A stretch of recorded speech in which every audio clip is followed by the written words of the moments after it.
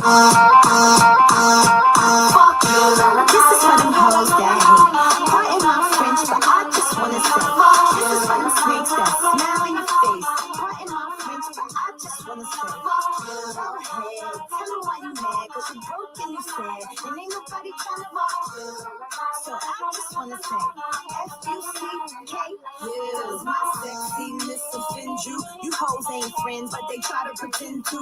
Snakes in the grass try to strike against you. Tell them why you mad, cause I'm fly like JetBlue. They even try to go through what I've been through, but they need to catch up, cause they in my rear view. I kick a bitch ass in my Jimmy Choo shoe, but you ain't even worth sweating on my hairdo. I tell them screw you, bitch go to hell. You saying my name, trying to get your shit to sell, and even though your girl been away, got low like Chappelle, I'm back in the club, got everybody yelling fuck you. This is for them hoes that hate. Pardon my French, but I just wanna say, this is for them snakes that smile in your face. Pardon my French, but I just wanna say, go ahead, tell them why you mad, cause you broke and you sad, and ain't nobody tryna fuck you. So I just wanna say, F-U-C-K-U. Go ahead, tell them why you mad. What you spend on your rent, I spend on my Louis bag. Hey. I'm hot class, shopping on Fifth Ave. You keep the tag in your clothes so you can take it back. Man, cause you broke and you looking for a fix. But you want my autograph and you wanna take a flick. Tell them why you mad, cause you looking real pissed. Jealousy is a disease and you looking real sick. Need to see a doc, your girl on top. Lot of bitches want my spot, but I got it on lock. Headed to the bank, I'ma get it non-stop. When they play it in the spot, let everybody holla, fuck you.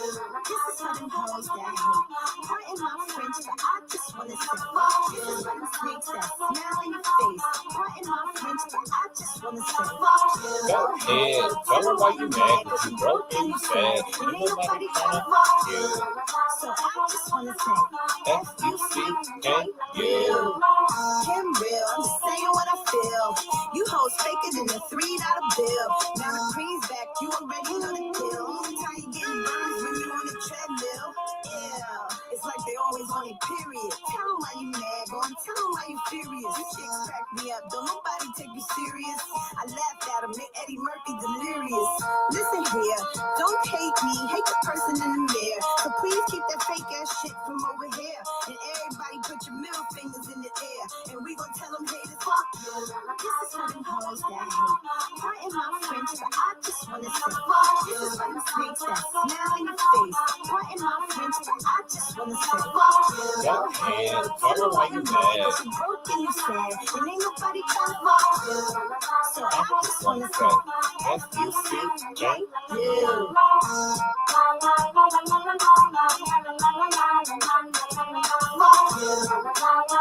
What's going on, Consciouztv, your favorite breakdown commentator, CTV? Welcome to another riveting episode of Consciouztv platform. You already know what we're here to get into. Before we do so, please go ahead and thumbs up the video until it's absolutely stuck. You guys will thumb up the video, not only helps with YouTube's algorithm, but more importantly, it triggers up YouTube's notification system. So when you are thumbing up the video, you are literally knocking on the digital door of another Conscious crew member and telling them to get their black asses into the sanctuary, because the king is in fact kangin'. What's up? Make sure that you have your notification bell set to all. If you're new here, subscribe. If you appreciate everything that the king does here, you can donate to the platform at $Consciouztv and or paypal.me/Consciouztv. And last but not least, please share the stream out to wherever it is you have digital community, whether that be YouTube community wall, your Snapchat, your MySpace, the dark side of Twitter, Tumblr, on your or your personal OF. I don't really give a damn where you share the link. Just let them whores know that we're out live and in color. With no further ado, let's go ahead and push on through. I know a place where you can recharge your soul. Baby, that's Consciouztv. And in the midst of brokenness, he gon' see your asshole. Baby, that's Consciouztv. You gon' heal, you gon' laugh and catch a little shade. Ooh, girl. Y'all know he be slaying, y'all better stop playing. Come hear what he's saying. Ladies and gentlemen.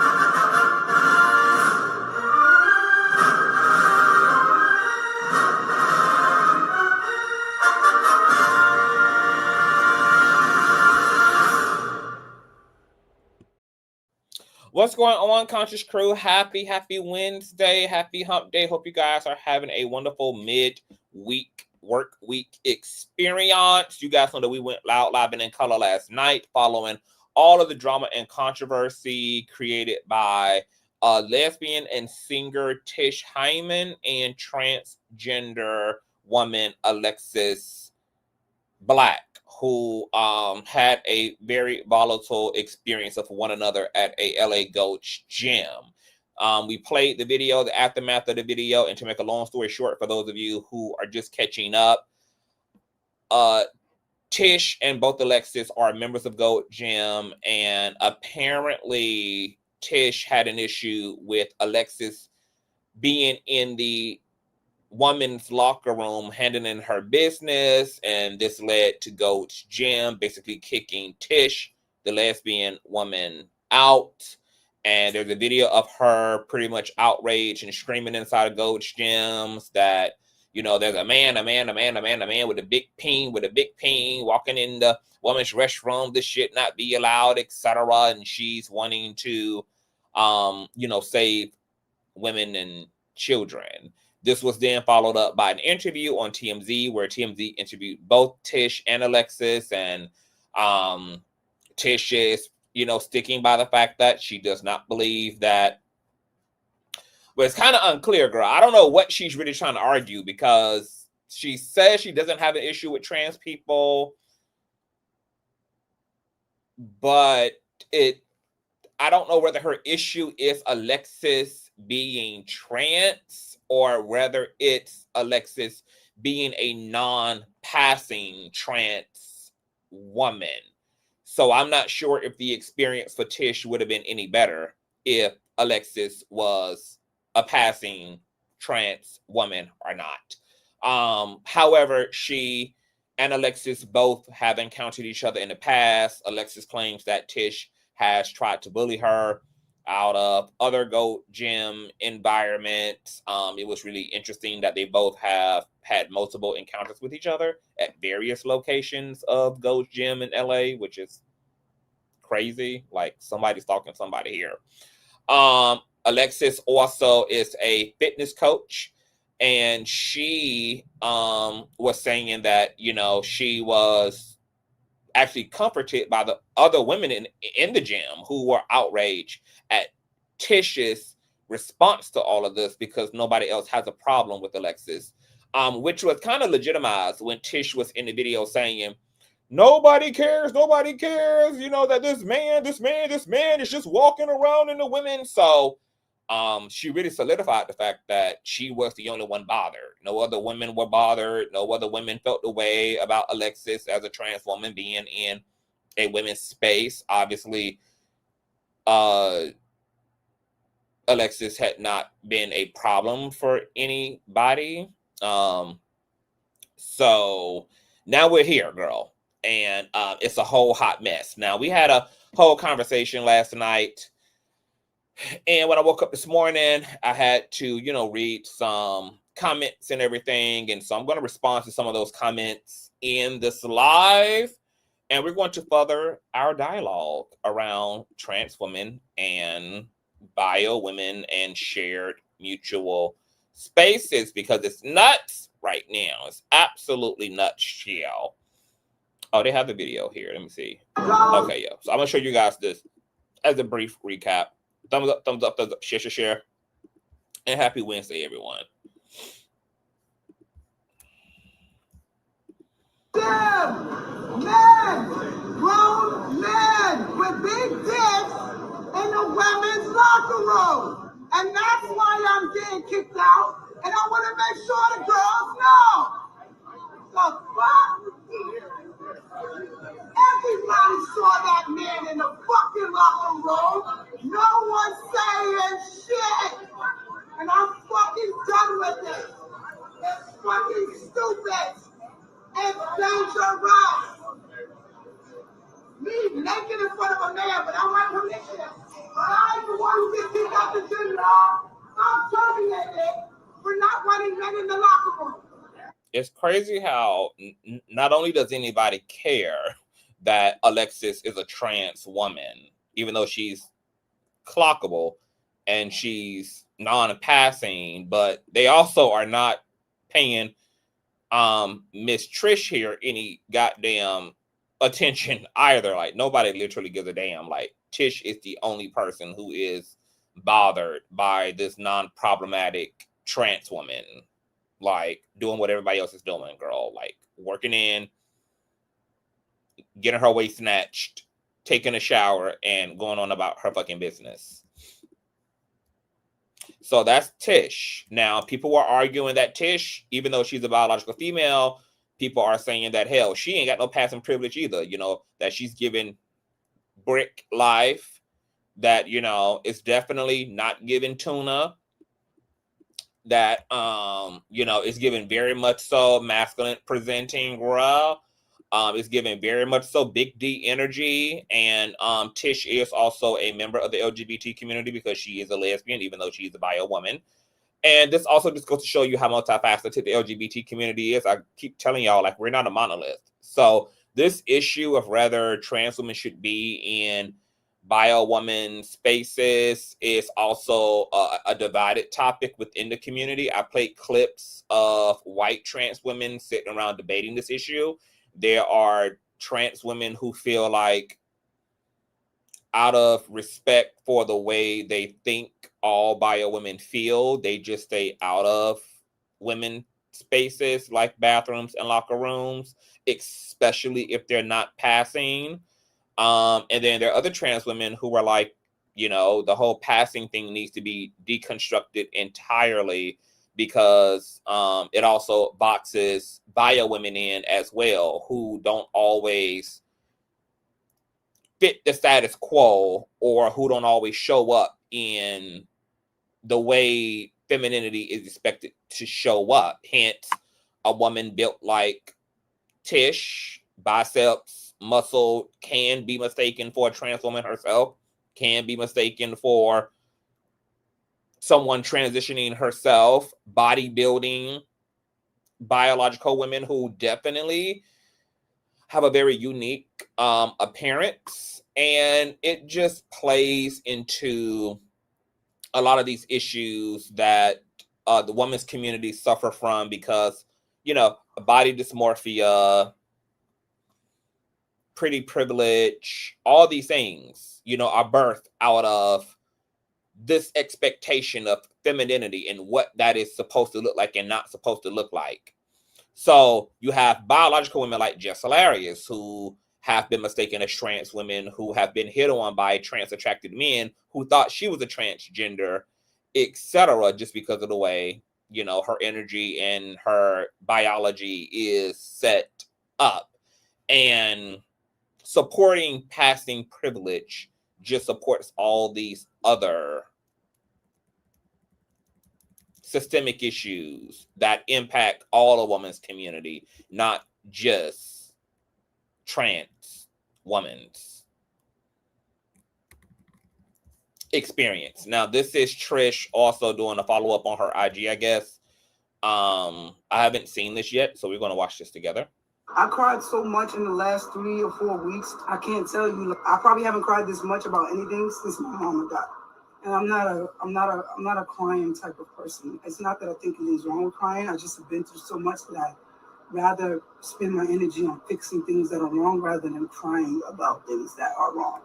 And I had no choice on Sunday but to run out into the fucking gym. Let me see. Hold on. Let me just go to this. Okay, this off. Let me see what she's been up to, actually.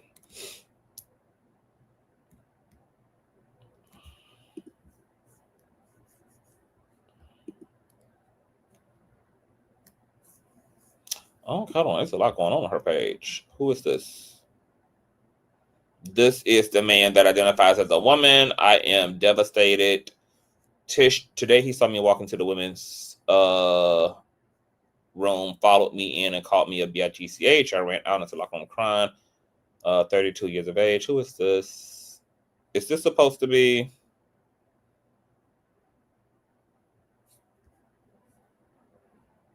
Alexis?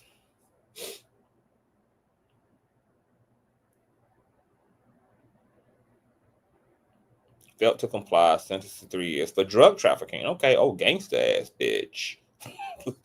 So she captions this. This is the man that they say identifies as a woman. I am devastated. I haven't even slept. Usually I would be looking forward to waking up and going to the gym, working out for about an hour and a half, then going into the locker room for my sauna and shower, then going to the studio to make music, which is what I do. But instead I am up trying to figure out what's going to happen next. What's the best direction to go in? I don't know all the answers, but I don't wish the impact that this has had all my life on anyone. I'd like to thank everyone who has been supportive of me in this very difficult time. I lost 100 pounds. People always ask me how I did it without having a lot of sagging skin. Well, my secret is the sauna and steam room, and that's why I am really devastated right now, because I no longer feel safe there. And not only can I no longer feel safe, I don't even have anywhere else to go do that. I'm going to try to get some sleep. Now, some people were saying that Tish is putting 2110 because her social medias were clocked prior to this whole incident with Alexis.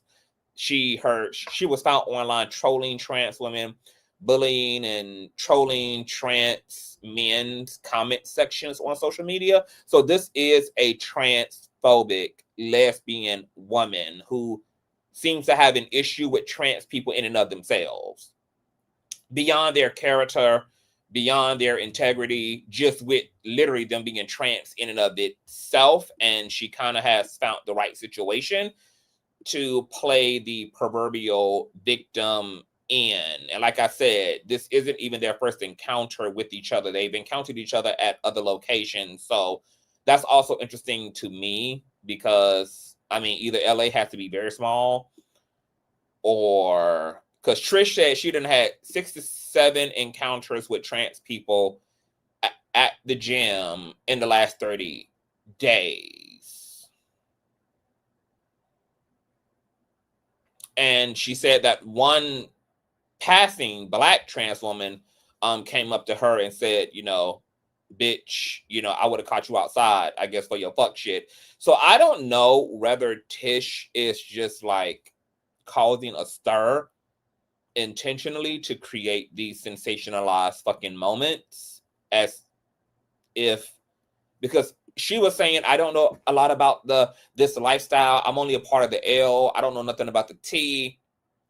That could be a part of the issue here. She was saying that she really didn't know that trans women or trans men were being allowed to be in their gender assigned spaces. She thought this was only happening kind of in sports, which is, I don't know if I believe that, girl, because this is like, girl, if you're already trolling trans people and you were trolling trans people on their social medias prior to these physical encounters with trans folk, like, you know what the fuck is going on. Like, it's kind of giving manufactured drama for me. Now, there are even a lot of other biological women who are saying that Tish's reaction to all of this could have been a lot better. She didn't have to act the way that she's acting about this whole entire thing, but that might have been the point, like, because people are also saying that like all of her clips have her music over it, and it's given like riding the wave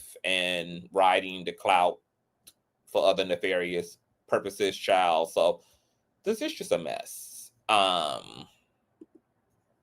Let's check out some more stuff.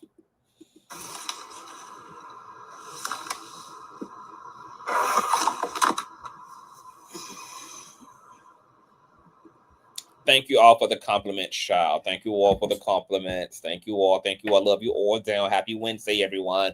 I will be dropping a link for you guys to pop off if you guys have thoughts about all of this.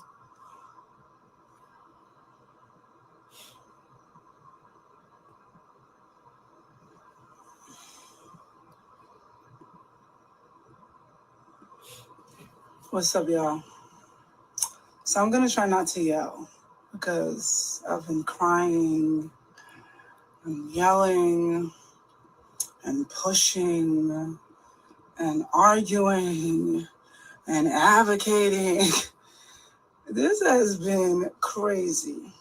But as much as I'm sad that I don't have my gym membership, and as much as I'm sad that this is happening. I am happy that people are finally talking about it. It's not an American issue, it's a worldwide issue here. And then we have a humanitarian issue here as well. The humanitarian issue is that trans people exist, and we cannot make them not exist. We have to give them human rights. We have to give them their own spaces. We have to give them their own sports. Hold on, let me tell this nigga to shut the Let me tell this nigga to shut the fuck up. Okay, yeah, we can already see like who's the aggressor. Okay.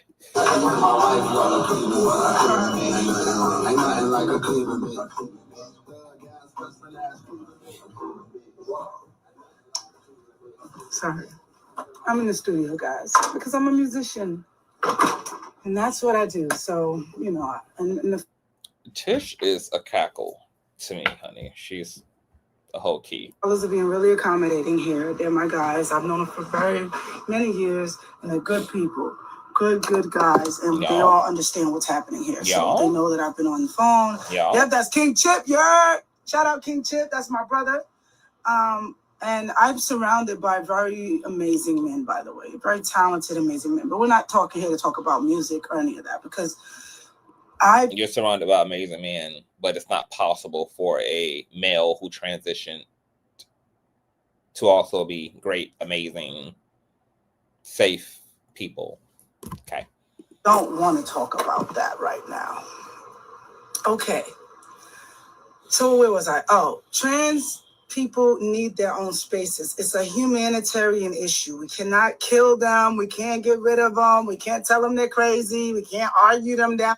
Sounds like you would prefer that to be the case, though. They're not women because we know they're not women. So we're just going to be honest here. What's happening here is a lot. Trans women are women and trans men are men. Trans women are not female, but trans women are women. Trans men are not males, but they are men. Okay? Male and female is sex. Man and woman is the construct. That's why we prefix it when we're talking about women and men largely. Like we Christian woman, tall woman, elderly woman, disabled woman, Russian woman, trans woman, black woman, white woman. Okay, woman is an umbrella term that encompasses everyone who shows up in the gender construct of woman, whose gender identity is woman. That's why we prefix man, short man, tall man, disabled man, black man, white man, because man is a gender identity construct. All of this falls under the umbrella. All these are kinds of mans. All these are kinds of women. A trans woman is a kind of woman. A tall woman is a kind of woman. A Christian woman is a kind of woman. A black woman is a kind of woman. A white woman is a kind of woman. Woman is the construct. Man is the construct. Female and male is the sex. That's the chromosome. That's the way you're identified at birth. These are the nuances of language. I know. We have used male and female interchangeably. We've used man and male interchangeably. But that language has also been nuanced. Man, woman, social construct. Male and female, sex, science. And then there's intersex people moving in between that science. Arguing. Now remember, guys, I'm not a politician. I'm not anything but a singer-songwriter, female, who's a lesbian who believes in treating all people fairly and kindly, okay? That's what I do believe in. And I believe that no matter where you're from or how... Absolutely, Miss Beauty. Conscious, let's be real. A lot of lesbians and gay men think that they are better. Yes, there are lesbians and gay men who are just as transphobic as any other heterosexual transphobic individual, because being queer itself does not absolve you of being able to be misogynistic, of being able to be homophobic, of being able to be queerphobic, transphobic, transphixia, all of that. Yes. Just like I had a comment, which we're going to get to underneath my last live, of a woman who was saying in my comment section that, let me see if I can find it, because I responded to a lot of comments underneath last night's live stream. Just like you can be black and prejudiced, you can be anti-black toward black people as a black person. Being the thing itself doesn't absolve you of being a hateful, dense bitch. True T. That's why I didn't understand this comment here, because it applied in this manner as well. Let me see if I can find it. Let me see if I can find this comment. Let me see here.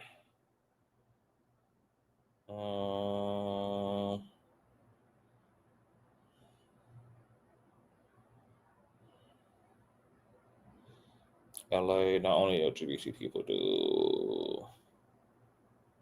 So yes. Penis, no. Oh, I don't see the comment. Hold on.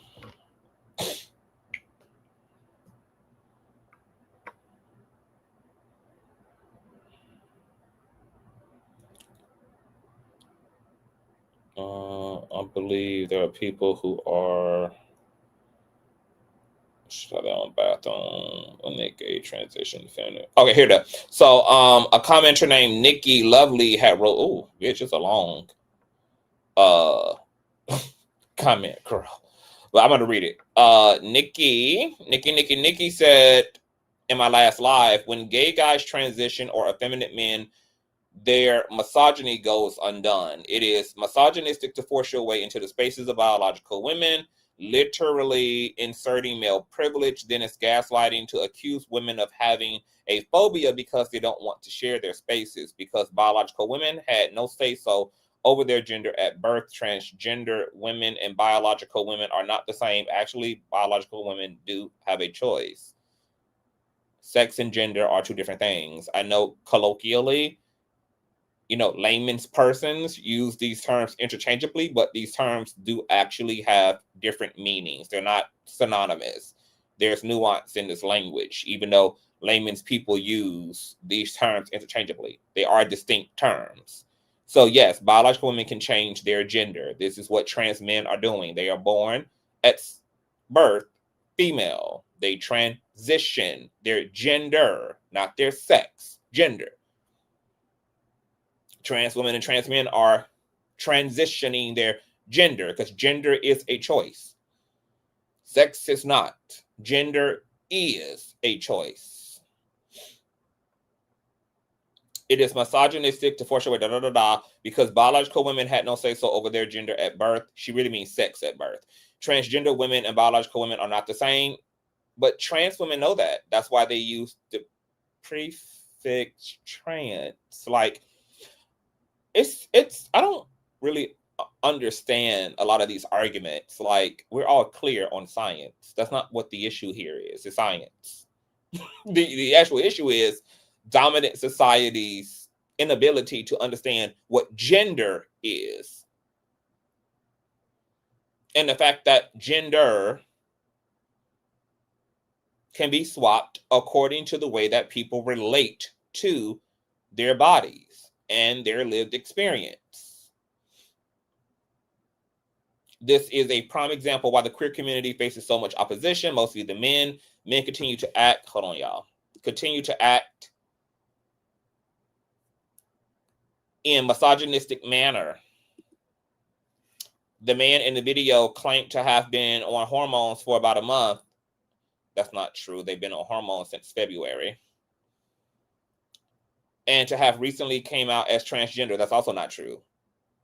This trans woman, Alexis, has known this since she was a child and told this to her family. She literally said this in her TMZ interview. So this person is not even completely informed. The man in the video claimed to have been on hormones for about a month and have recently come out as transgender, although he had been feeling that way since he was 8 years old. However, you have grown adult queer people who disregard logic in order to make an adult male feel comfortable. My response to that was, women also have internalized misogyny. You speak as if females have some qualified immunity from internalized misogyny. Women can be just as male-centered, male-identified as any male themselves can be. Hence, we refer to them as mammies. The problem with transphobia is lots of females truly never consider if it's their bigotry that blinds them more so than it being rooted in any real issue, because the reality is there's no real data of trans women being harmful to women in women's spaces nor outside of women's spaces. The data is that there has to do with straight cis men and their abuse of females, not trans women abuse of females. Females can argue they're afraid, but we live in a society that requires a lot more than fear to justify segregation. When society and culture is shifting, people always fearmonger and stoop to irrational fears to justify not evolving. It happened when the blacks moved into higher ground in this country. It happened when immigrants moved into higher ground in this country. And it continues to happen for LGBT folk who strive for higher and higher ground in this country.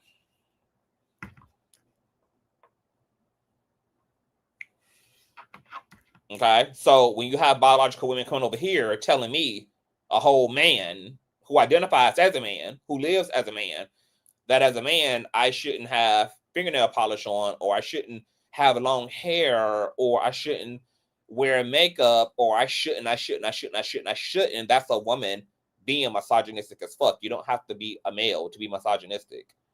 Misogyny is a idea. It is a ideology. It's not synonymous to a particular sex. So women can be just as much as a perpetuator of misogyny and sexism and patriarchy as a male can be, because these are all philosophical ideas. Nobody is born misogynistic. People are taught to be misogynistic, and people uphold misogyny and patriarchy in various ways across the board. Now, speaking of Alexis, real quick, let's bounce over to Alexis, because this article does speak about Alexis. Okay, the woman at the center of the controversy has identified as Alexis Black, an Ohio-born somatic healer and fitness coach who publicly came out as transgender in October of 2024. In a post on her Instagram, Black wrote that beginning hormone replacement therapy in February of this year marked a turning point in her life. She has not been transitioning for a month. She's been transitioning for this entire year. Quote, "For me, being trans isn't about becoming, it's about remembering," she wrote. "I didn't just get a new body or a new way of thinking. I got myself back." Now, this is also Alexis' Instagram, which seems to be new. She doesn't have a lot of posts, only a few.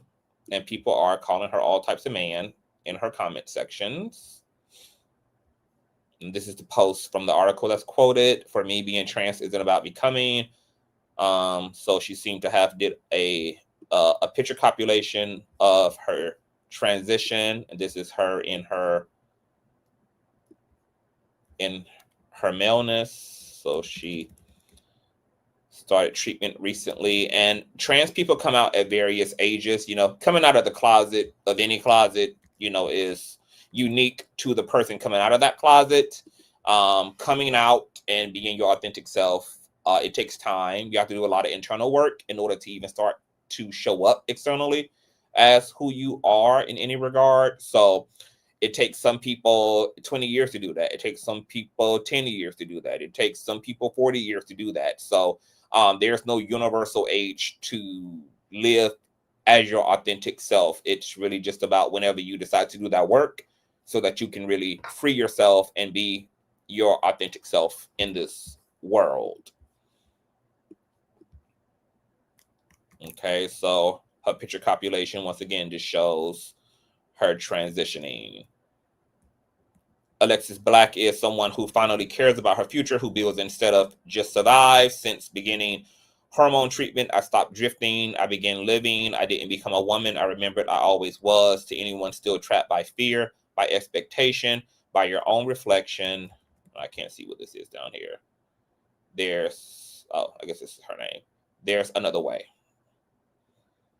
Okay, so she's on her journey, and you know, she understands that, you know, she's beginning her journey, and she's not going to let people bully her out of, you know, her walk.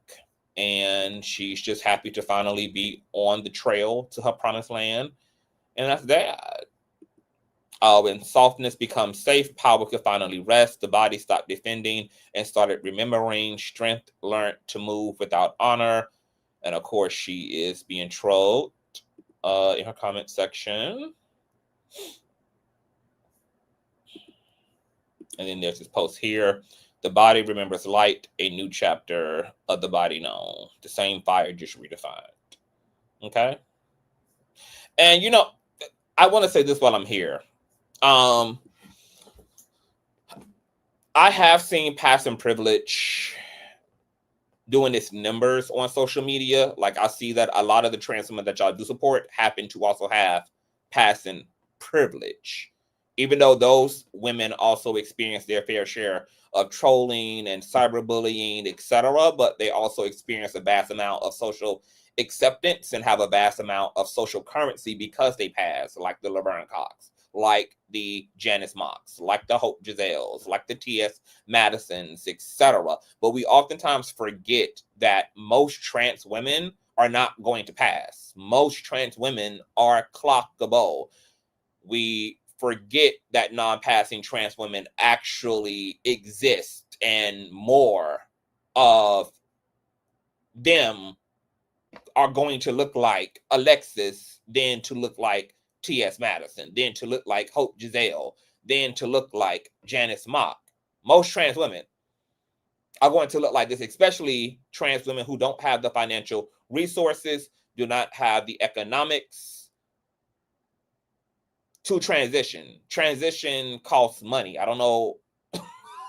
I don't know, like, where y'all think people are supposed to get hundreds of thousands of dollars to undergo facial feminization surgeries, to augment their breasts, to augment their genitals, to shave down their Adam's apple. These are not only completely heavy cosmetic procedures that can lead to fatalities, they can lead to mutilations, they can lead to botching, but they also require loads of expendable income that most trans women do not have. Most trans women can't even get a conventional job. So most trans women are going to look like Alexis. This is what a non-chemically, non-cosmetically transitioned trans woman looks like. Most trans women are going to have to make the best with clothes and makeup. And then even that becomes deeply nuanced, because not all trans women, just like not all biological women, are into makeup and are into femininity in the way that we think of femininity. Just like biological women's community is a diverse community of tomboys, masculine presenting biological women, athletic biological women. The trans community is the same. Trans community is just as diverse. It's filled with masculine presenting trans women. It's filled with feminine presenting trans women, androgynous trans women. It's a spectrum in terms of gender expression. So this expectation that all trans women are going to have the hips, have the ass, have the face card, have the wig and the long hair. That is a false expectation of not only trans women, it's a false expectation to have of biological women as well. Let's get back to Miss Tish here. You grew up, you can be. I mean, shit. Tish is a prime example of what I'm talking about. Trish is not a girly girl. She is a mass-presenting biological woman. She's not into the lips and the skirts and all of this. She's not into giving Beyonce. She gives very much so butch realness. And that's her right, because there's no one universal way to be or to look like a female. There are females who have no titties, have no ass, have big feet, have broad shoulders, who tall as all motherfucking hell, who got chiseled fucking faces, or who have a butch personality, even though they got a pussy. Tish is a prime example that all biological women do not show up femininely. So this expectation that trans women should is ridiculous. Just like there's no one face for men. The way I present as a male is very different from the way that Bubs the God may present as a male. It's very different from the way that 50 Cent may present as a male. It's very different from the way that Michael Jackson may present as a male. It's very different from the way that Prince may present as a male. There's no one universal way for a man to look, just like there's no one universal way for a woman to look.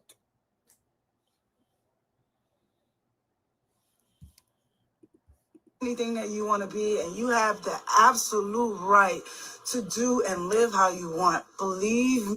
You really don't know if Tish has ever had to tuck. You don't know what's between her legs, and we don't know if Tish has also been mistaken as a man and been mistaken as a trans woman, because there are women who have been. Just Hilarious has been loud about the fact that she's been mistaken as a trans woman and been pretty offended. And imagine that Tish, because she is butch in her presentation, she's masculine in her presentation as a biological woman, was to step into a woman's space, and a woman was to believe that she was a trans woman. Should Tish have to go out of her way to make another bitch comfortable in a urinal? No. Should she have to yank her pants down and pull out her goddamn vagina lips to make another bitch comfortable? No. We're talking about locker rooms and fucking restrooms, for God's sakes. Take your piss, take your poop, fluff your titties, reapply your lip gloss and your rouge, and whole ass. I don't know what the fuck women be going through in the women's restroom, girl, because niggas, girl, we nod at each other, do our piss, and we pooch, girl. We're pooching. It ain't no type of special activity, honey, going on in the restroom, honey. Okay, everybody go to their respective corners and do what they do in their stalls, at their lockers, and you just mind your business. If somebody's in there changing, you mind your business. If there's a reason for somebody to have to be naked in the bathroom, you mind your business. You just mind your business. There are all types of different body shapes and sizes in the restrooms. Now, we can argue, right, that there should be some bathroom conduct, like there may not be a reason for anyone to need to be butt-ass naked in a public restroom of any kind, unless you're having a medical emergency. But in this case, when talking about Trish and talking about Alexis, we are talking about a locker room. So this is a space for people to be naked in, because people, to Tish's point, are getting in and out of the sauna. People, to Alexis's point, are getting in and out of the showers after they have just worked out. So you may see your butt naked ass body in a locker room for obvious reasons. And while it may be new to see a trans person in a female or male locker room, it doesn't make it wrong just because it's something that's never happened in your experience before. And Tish seems to be under the impression that it's wrong for a trans woman to be in a woman's locker room, not a female locker room, but a woman's locker room, because she's just not used to that. And as I said prior, as I said in the comment section that I just read, unfortunately, we don't live in a world where a fear is enough to justify segregation. And it's interesting for me to watch this whole debacle over trans people and whether they should be in men's spaces and women's spaces, because I imagine that this what it looked like when Black people started to integrate into spaces with white people after segregation was lifted. Girl, like there were all these white people conjuring up all of this irrational fear to justify not having to evolve, not having to adapt, not having to move forward, girl. And media did its job to try to placate into that fear by making Black people appear to be criminals and hoodlums and heathens, to justify ultimately racism and prejudice. And I see the same wave happening to trans people. There's no data to support the irrational fear that trans men and trans women are of any sexual harm to men and women. And yet you see all of this social media propaganda, and you see all of this resistance, and people don't even really know that their resistance is coming from themselves, not actually anything that trans people are actually fucking doing. And as a Black person, as a melanated man, as a nigga, you know, I feel really ridiculous doing to trans people what has been done to Black people. As a gay person, I feel ridiculous doing to queer people what has been done to Black people. As a Black man, I know what it's like. I know what my people have been through and continue to go through in a system that wants to continue to other them, segregate them, push them out, strip resources.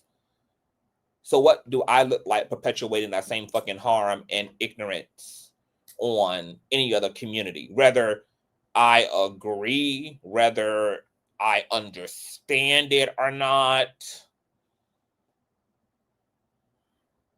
oh, that's not enough to be an asshole and to be stupid and dense. Niggas need to get their joy up, baby. Because creating boogeymans where they're not, like, grow the fuck up.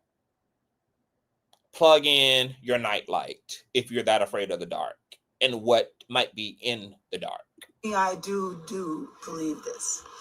But I also believe in fucking reality. Let me try not to curse so much, because there are children that are watching this, because children need to be watching this. Everyone needs to be watching this in the world. We have got to come together. We have got to stop arguing over who's smarter, who's faster, who's better, who's right, who's wrong. Says a woman who's openly creating boogeymans and divisions. We're never going to get the end of those arguments because everyone has their own perception. I can say, honestly, that we need to have an honest discussion about the trans community and trans women and trans men.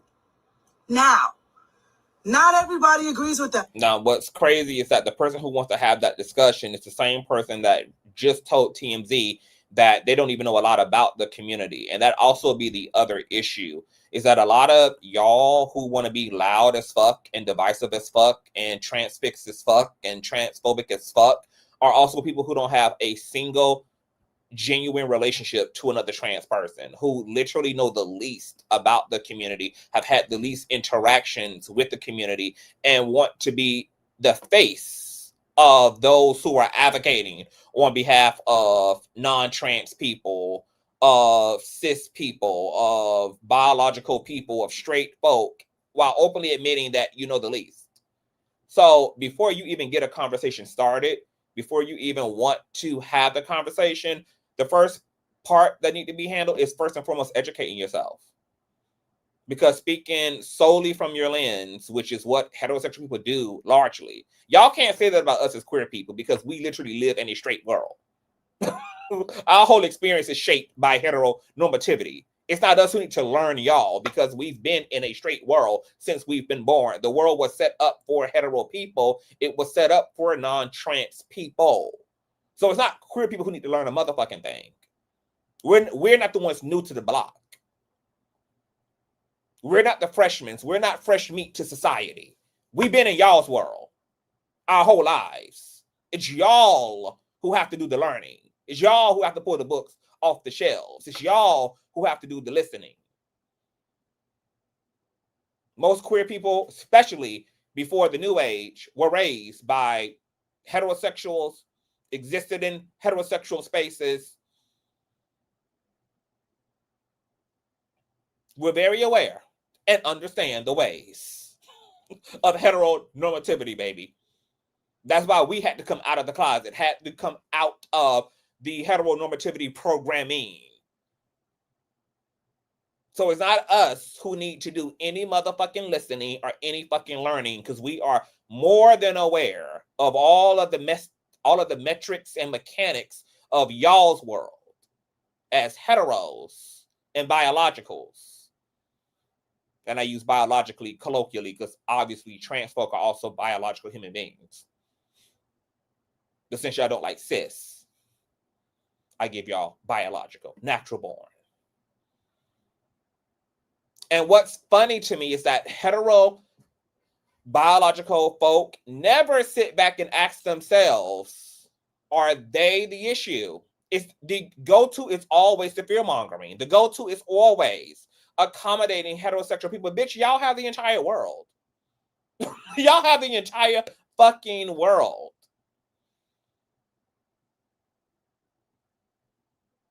Y'all like to talk about the gay agenda, bitch. Y'all had job Bibles browbeating the fuck out of queer folk since the beginning of our lives. Women have been telling gay men what the fuck to do and how the fuck to live and how the fuck to get on God's good side, justifying that control and narcissism through religiosity. Y'all want to say that men can't tell women how to feel, but women been browbeating queer men, trans women, and the likes via religion. Telling people how they can and can't show up, and then shaming them when they have the audacity to do so. When they have the audacity to claim the steering wheel for themselves. Y'all been telling men what the fuck to do since the beginning of time. Men should be providers. Men should be this. Men should be masculine. Men should be.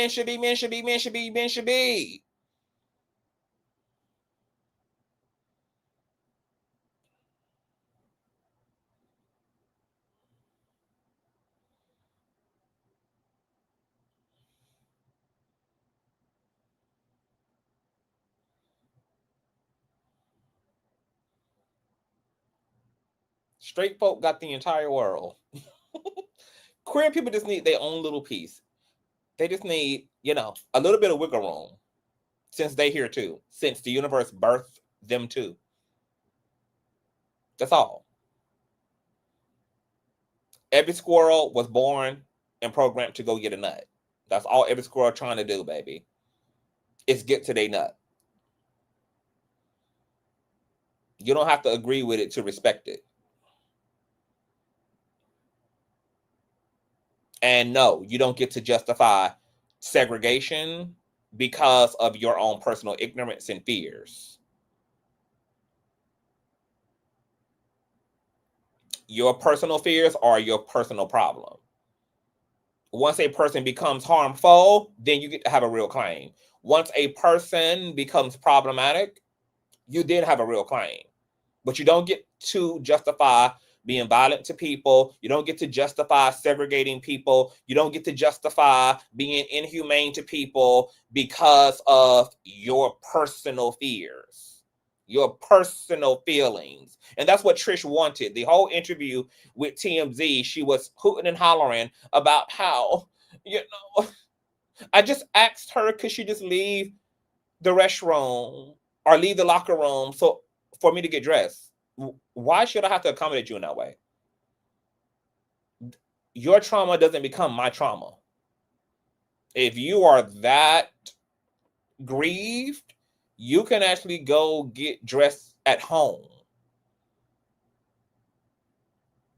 But asking people to go out of their way to accommodate your personal trauma or prejudices, like, girl, this is literally the 21st fucking century. Where are we making space for prejudice at? Where are we making space for racism? Where are we making space for sexism? Where are we making space for homophobia? This is the opposite of what we're trying to accomplish in this new system. We're actually trying to make the space more humane, more dignified for all people, getting past petty, insignificant, irrelevant shit so that people can just have an easier time in their lives and straighten out some of these social dynamics. Since we're becoming more aware that we're all here in this pot together, girl, it just makes more sense to work together than it does to attempt to knuck and buck each other out of each other's spots. Because it's not going to happen. I do not agree with trans lifestyle. I think it's crazy, okay? And that is my right as a person. That is anyone's right. And most fucking people think they're crazy, all right? But what are we going to do about it? What can we do? All these questions about why is it okay to disregard trans biological women, the same way that it's okay for y'all to believe that disregarding trans women. You can't say you respect trans people and then you justify making life difficult for trans people by arguing that your feelings actually are the feelings that should matter. Respecting any other person is about listening. It's about being reasonable, and it's about finding middle ground. Y'all didn't even have an issue with femme presenting people in women's spaces until femme presenting people wanted to be taken seriously. And then all of a sudden now, it's an issue. I don't know if y'all ever been to gay clubs, girl, but the bathrooms are a shared experience, girl. The gay guys and the gay girls in the bathrooms together. Some bitches are taking a bump of cocaine. Somebody else is taking a poop and a pee. Somebody else is fixing their lip gloss. Somebody else is getting the ass shot done. It's all type of shenanigans, girl. I don't know if y'all ever been to a drag bar. Trans people and femme presenting people and mass presenting people been in and out of spaces this entire time. Nobody cared until queer people wanted to be taken seriously. And then everybody was like, oh, I don't know how I feel about this. As long as I could think of these people in some objectified way, it was okay to kiki and to cackle and to be lighthearted about things. Oh, but what? They want to be taken seriously? Trans women want to be actually respected? Queer men and queer men want to be respected? What? Y'all are actually wanting to live above ground, bitch? Not in those underground bunkers and layers in which we're used to y'all running back into? You know, before the sun rises, bitch, living like vampires and shit?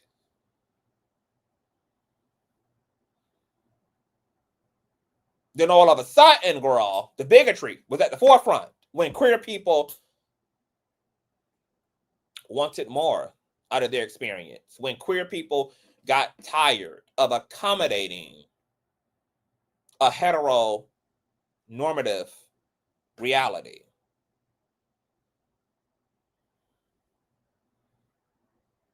And bitch, I'm pretty radical as a queer person. I don't apologize on behalf of nobody else's discomfort. And I dare you to attempt to make me uncomfortable because you are uncomfortable. That's not the way this gonna work, and that ain't the way it ain't gonna turn out too well for you. Sometimes my physical presence alone bothers the fuck. It'll transmute the entire dynamics in the space. Imagine me walking through the barbershop.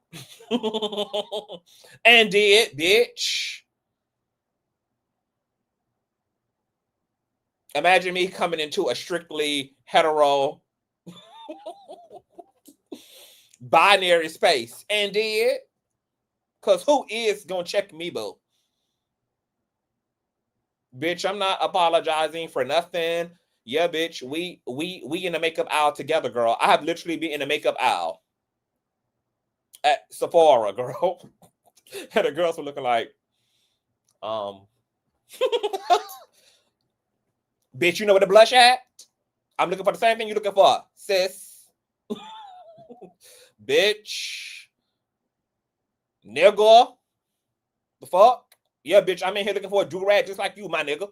You know what the do-rag's at, bruh? Like, bitch, I don't give a fuck. I'm not going nowhere. I don't give a fuck about no comfortability, no none of that. Because I've been made to be uncomfortable my whole life with who I was. No, get over it. The world don't belong to you. Once I realized and came to the actuality that this world does not belong to just Christians. This world don't belong to just heterosexual people. This world don't just belong to non-trans people. Oh, it was a big fuck you to the whole system. Like, bitch, y'all got me fucked up thinking that I'm here to accommodate you. No, bitch, the world never belonged just to you. And I'm sorry that you lived in a system that informed you and gave you the belief that it was about you. And that's really what all these issues wrapped up in transphobia and queerphobia and homophobia is. It's the reality check that, oh, bitch, it ain't about us heterosexuals. Oh my God. It's not about these, it's not about us binary folk. Oh my God. Every time these mutants show up, we get a big pop in our bubble that is just not about us. And I'm so sorry. Like, that's the only time that I feel sorry for heterosexual people, and I feel sorry for those who identify on the strict binary, male and female. It's like, oh my God, I know it's a hard time. It's so hard coming to terms with the fact that it's not just about you. Oh my God, I know. And you know, shame on my people for accommodating this fuck shit.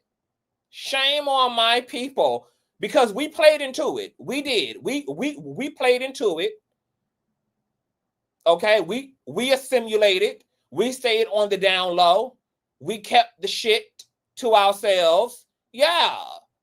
So we as queer people have to take responsibility for the fact that we helped y'all to gain this narcissism and this entitlement.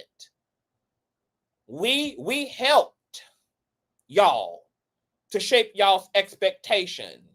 We did.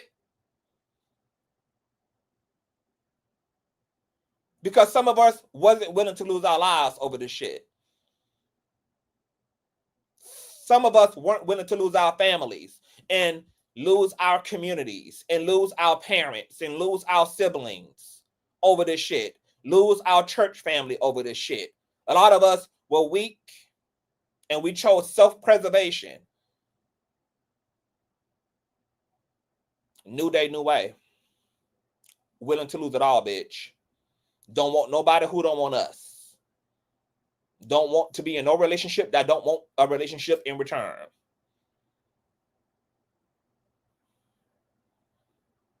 And the bottom line is the motherfucking world does not belong to cis hetero folk. And I'm so sorry somebody told you wrong. So sorry, but not sorry. Sorry, but not sorry. Sorry, Tish. Sorry, but not sorry, Tish. I'm so sorry, bitch. You were raised in a world where you didn't have to accommodate trans folk because trans folk were being kind enough to stay the fuck up out of the way. But a bitch is tired of tucking. A bitch is tired of not being able to go to the gym in her true form, girl. A bitch is tired, girl, of having to not take that shower conveniently in the locker room because she don't want to be clocked and deal with the fuckery. Baby, it's a new awakening. We're living in an age where people are not afraid of other people no more. Where queer people definitely not afraid of other people no more, girl. We're day walkers. We're not afraid of the light.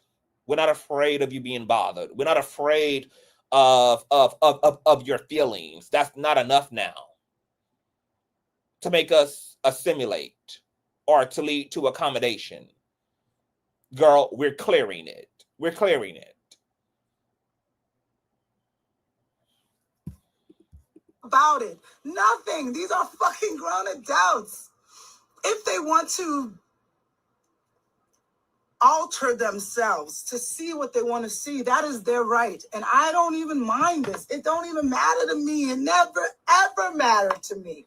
So stop it with transphobia. Stop being transphobic, because why should you be phobic about some shit that you don't even care about, but that you don't got to deal with?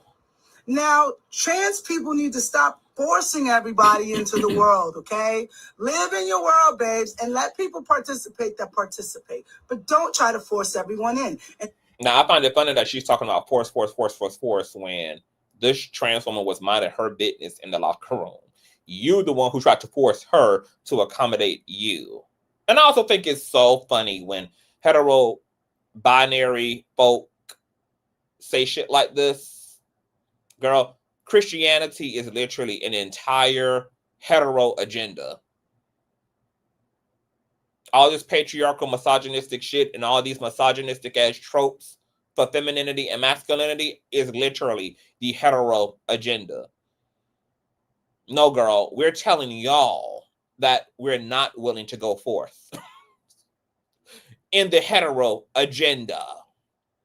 The agenda now is authenticity. And some of y'all, a lot of y'all have a problem with people being their authentic selves and people who don't require your permission to pooch on through. No, you should not transition children. And the weird part about this is a whole lesbian bitch. This is a whole lesbian bitch who actually somehow has convinced herself this is a lesbian Black woman at that, girl. You literally have intersectional oppression.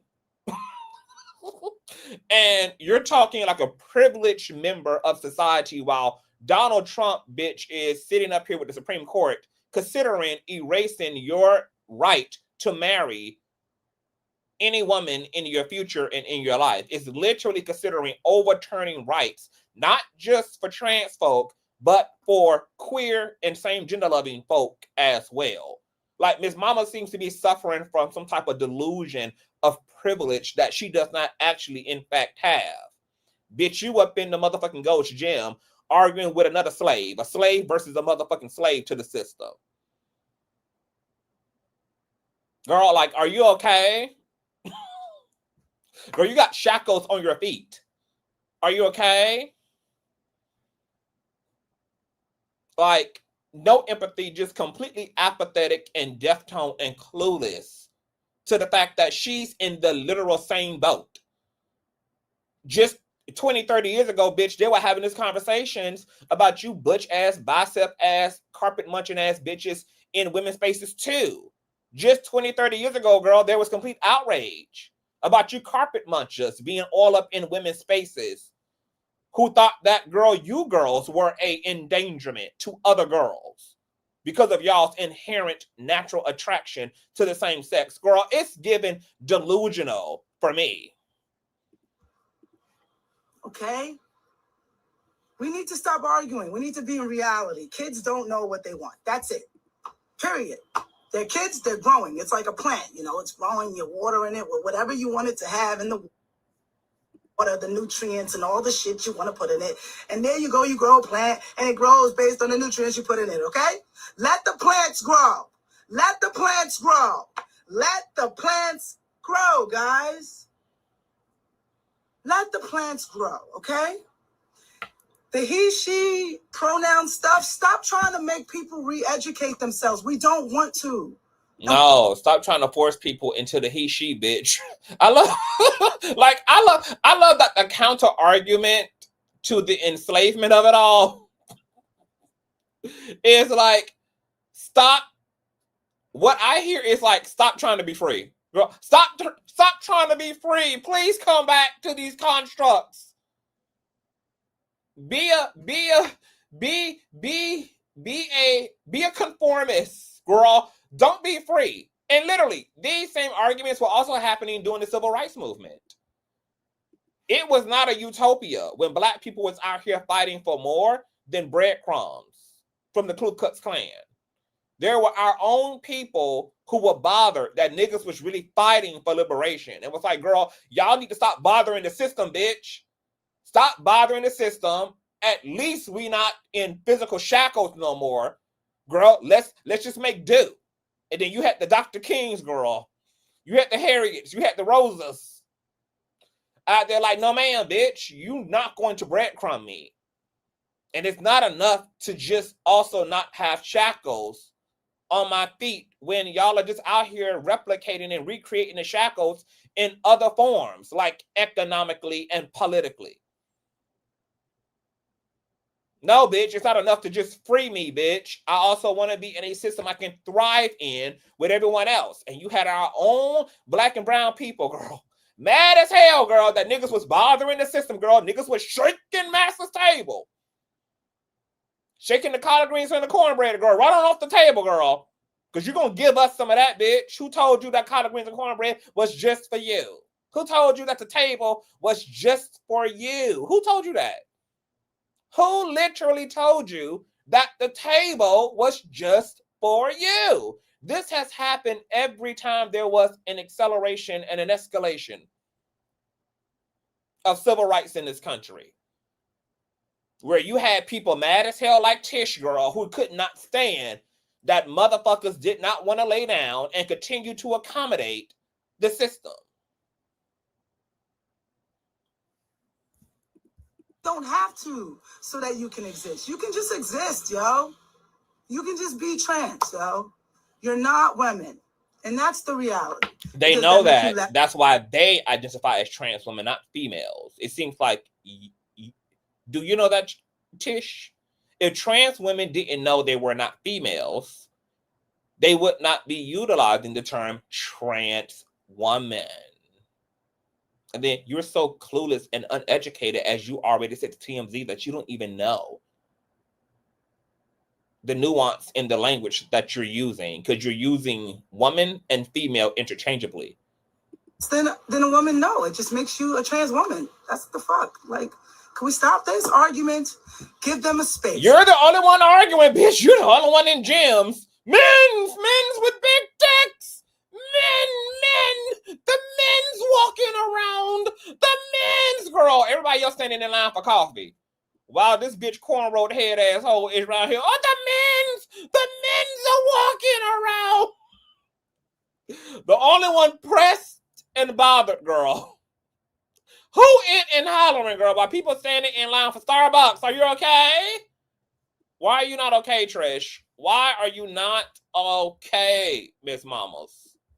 Okay, trans people trying to force the hetero binary agenda, girl. The men's, they're in here, honey. Do we need to revisit, girl? How you were a lone ranger, baby. Men, grown men with big dicks in the women's locker room. And that's why I'm getting kicked out. And I want to make sure the girls know. The fuck? Everybody saw that man in the fucking locker room. They are, girl, look at people having a whole, girl, the security guard even paying attention to, girl, people having a whole conversation about what they're going to do later for brunch. Everybody up in there know Alexis, girl. Alexis don't be causing no disturbance, honey. Okay, to just loud and wrong and loud as hell. No. While looking like a whole butch. Looking like a whole nigga herself, girl. Girl, this whole issue is literally, like, I can't even deal. I can't even deal. Saying shit. And I'm fucking done with it. Girl, why is nobody? I want to understand why is Trish moving around this Gold's Gym like Casper, bitch? Like it's like she's literally in an alternate reality, and only she knows that she's real, girl. She's a spirit in this gym, girl. These people don't even know she's there, and she's trying to raise this fake alarm, girl.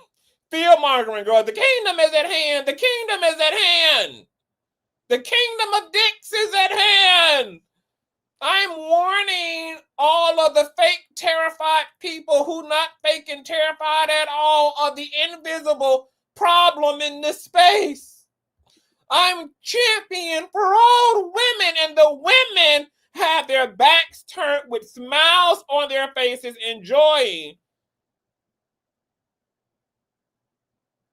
a mocha coffee with their gym buddies, girl. Are you okay, Trish? People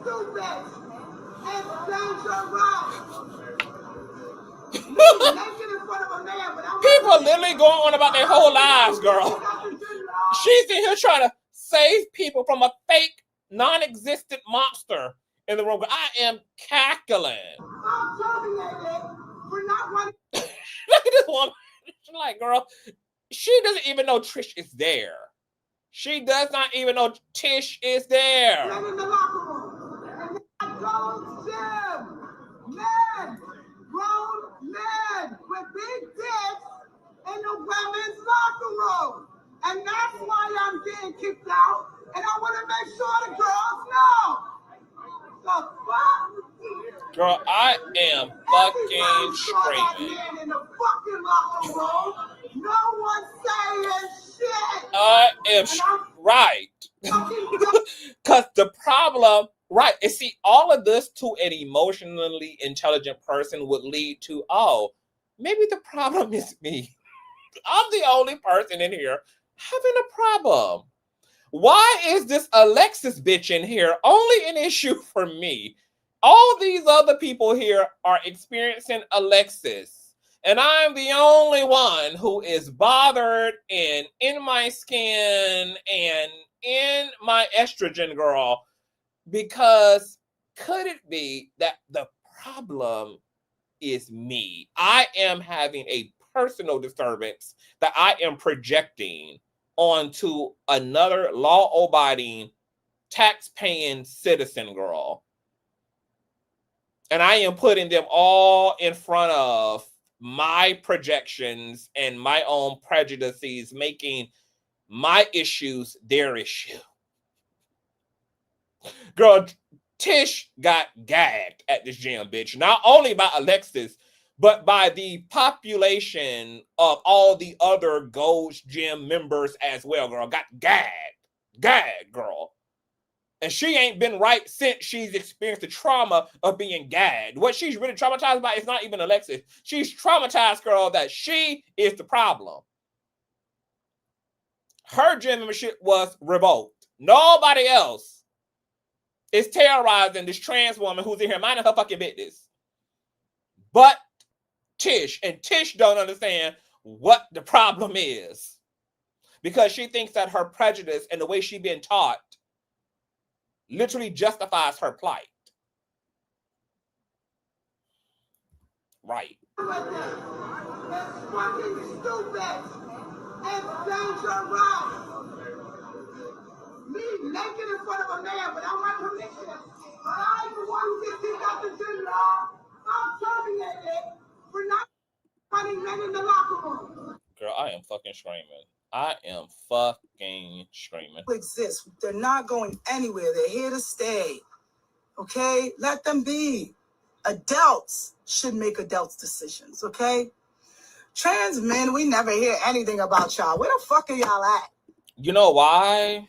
Because us as biological men, we aren't insecure enough to make trans men in our space an issue. That's why you're not hearing shit out of the cis men's community, which is my community, and trans men's community. We aren't insecure and inferior enough to even make an issue out of a non-existent motherfucking issue. Men don't go to the restroom to pay other men attention. Men not in the locker room paying other men attention. Men barely even speak to each other publicly. Like, yeah. Once again, an emotionally intelligent person would be the one being like, wait, bitch, why is it that cis men and trans men are not having these issues? I'm so sorry that this is the way that y'all want to spend y'all time, girl. It's sad. It's sad. It's sad. They somewhere camouflaging real good, and we like that. We're not mad at that. But the reality of it is that men don't feel comfortable with it either. And you've got to respect men, okay? Don't speak for men, even though you could be mistaken for one. Okay? Men are not uncomfortable, girl. Stop trying to drag men's community into this shit, girl. Men are very vocal in this society. They talking their shit about women. They're talking their shit about relationships. They're talking their shit about love. They're talking their shit across the board, girl. If men were having an issue, girl, the issue would be had. Men are not having an issue, and we don't need you to champion for it. Okay? If we were having an issue, the issue would be had.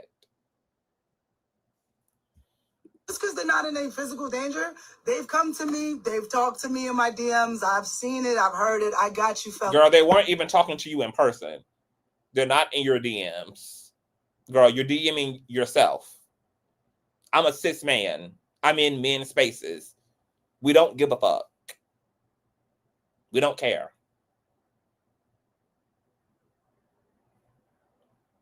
You forget, bitch, that we are the same men's group that accepted women like you.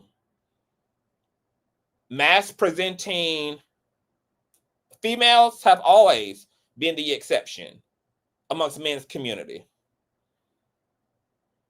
Men's community been accommodating mass presenting women, whether they identify as trans or just butch lesbians. Y'all on our block. Y'all riding around with the boys. Y'all into the hoodlum shit with us. Men's community has always been accommodating of studs, of butch lesbians. So why the fuck will we have an issue with trans men when we've never even had an issue with you butch ass bitches? Why? Why? Why? The only time that men's community made an exception to accept homosexuality was when that homosexuality was personified through woman. Men's community is better toward mass presenting females than they even are toward femme presenting males. So why would the same males community who have historically accommodated and made space for butch lesbians now all of a sudden be the same community of people that have an issue with trans men? Because if you let men tell a bitch, there ain't no difference between a butch bitch and a trans man. None. They see it the same way. Both y'all show up the same way. Both butch lesbians and trans men show up the same way, girl. There's no aesthetic differences. Except for if the trans man has had top surgery and bottom surgery. But aside from that, girl, there's not even a difference. And men don't make the distinctions. Because men don't even make it that deep.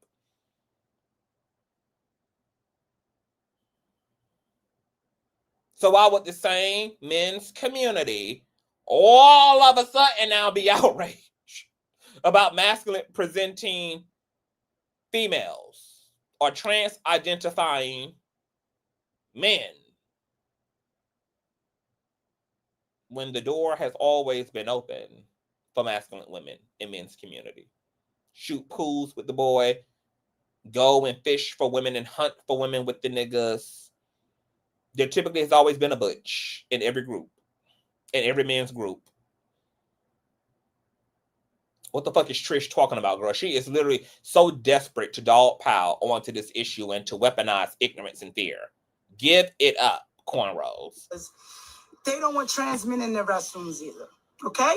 You're trying too hard. Now, we don't really mind trans men in the women's room, but some of y'all do look real convincing. So if y'all gonna come in the West Room knowing damn well you look like a man, but you got a coochie down there, you're gonna have to deal with the women going, whoa, and you have to be, that's what the fuck you are. Be honest. What is all the lies and the fucking camouflage and the fucking make-believe? Let's just be real here, okay? If you're a man with a penis and you want tits, that's okay for you to want. But it's also okay for me to think that's a little freaky, okay? And you can be a little freaky outside of the locker room, bro. Why are you making people deal with that? We don't want to talk about sex, okay? What in the fuck is Tish even talking about? Alexis wasn't even someone trying to have a conversation with her. She literally saw this non-passing trans woman and literally flipped her shit. What is she even what are you even talking about? This is not about Republicans and Democrats, okay? I am not a Republican. I am not a Democrat. I am not a TERF. I will not allow people to label me and make me a game or a pawn in their little political games. Y'all need to stop playing political games, okay? Let me break it down for you in very simple sense for the Republicans and the Democrats watching this. Because I know... Bitch out here has the whole energy of a nigga and mad at a man who's wearing the whole energy of femininity. Like, it's literally the conflict of interest here. It's the preposterousness of all of this. For me, fuck with me. Somebody having the audacity to literally show up unconventionally. A woman who's wearing the garbs of masculinity, having an issue with a male wearing the garbs of feminine. Like, this is a moot motherfucking point, girl. Right. It's like one person wearing a costume having an issue with another motherfucker wearing a costume. I think it's interesting that Tish, as a biological woman, does not believe she has to show up as a feminine woman, but is literally pushing the idea that a male should absolutely show up in the masculine, while she, as a biological woman, doesn't have to show up in the feminine. But a male should have to show up in the masculine. Like, this is what being wobble-minded looks like. I'm glad that Trish is out here because this is what a lot of people look like. Like, it's the contradiction, the hypocrisy, it's the fake outrage, the selective outrage, the cherry motherfucking picking. Like, this is how ridiculous most people sound when it comes to transphobia and homophobia, girl. Fuck with both of y'all. And I know that might be like, what are you, Democrat or Republican? Let me break it down for you, okay? I grew up in the Bronx, New York. I was about 10 years old in the 90s, right? 93. And I grew up in this time and era, you know, hip hop, all of that shit, tough shit, crazy shit was going on. Bloods and Crips existed. Bloods were red, Crips were blue. I knew people in the Bloods. I knew people in the Crips. I was funny and cool. I've always been a cool person. I've been popular my whole life. In real life, I know online is all that matters to most of you, and you just got here and you're like, we don't know you. That's okay, baby. But I have been here for a long time, being cool as shit, black, outspoken, talented, singing about life, and really loving on people in my real life and really being a real person. I discovered Tizo Touchdown.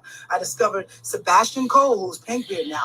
I've helped countless of artists in LA and people, and I've done it just from my heart. And this is coming from my heart. That's why I don't want you to really think about music, but this is all an encompass of who I am, right? Fuck, I got off track. What am I talking about? Yeah. Shit. Stay on it. Yeah. Come on. Yeah. What are you talking about? I hung out with the Bloods and the Crips. I had friends on both sides. I was always cool. When my birthday parties would come, everybody was excited about them because I knew all the prettiest girls. I knew all the great. I love and this. Oh, girl. Like, oh my God, my heart goes out, bitch. Like, your lesbian brain is fucking fried. The fact that you literally are sitting amongst the people, reliving the good old days with the Bloods and the Crips, a bunch of fucking sworn criminals who rape, murder, pillage, and infest the Black community with drugs and violence and gun violence. And yet you could muster the audacity to have an issue with a non-violent, non-problematic ass trans bitch in your space. Apollo, get away from me with this. Get away from me with this. This bitch wasn't afraid to have the Bloods and the Crips in her space. She wasn't afraid to have criminals in her space. She wasn't afraid to have literally bad men in her space. Men who definitely have no respect of women, have no respect of community, women, elderly, or children, would rob anybody blind, would pop anybody's ass, as long as there was something to gain, but has an issue with a non-violent, non-problematic ass trans woman in the woman's locker room, but had no fear of men, had no fear of bad men, had no fear of criminal men. And sitting here boasting and proud about the fact that she was cool enough and jazzy enough and swaggerific enough, girl, to be accepted by both. Get away from me with this.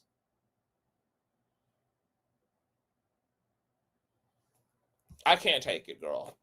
This is untakeable foolishness. Guys, I was cool with the nerds. I was cool with everyone. This is why I don't be paying heterosexual people no motherfucking attention.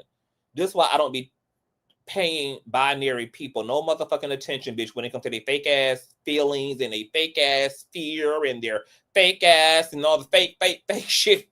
The same motherfuckers, girl, who love a thug, who love motherfucking toxic masculine ass motherfucking men, but then want to fear men when it comes to a trans bitch changing out her drawers in a locker room.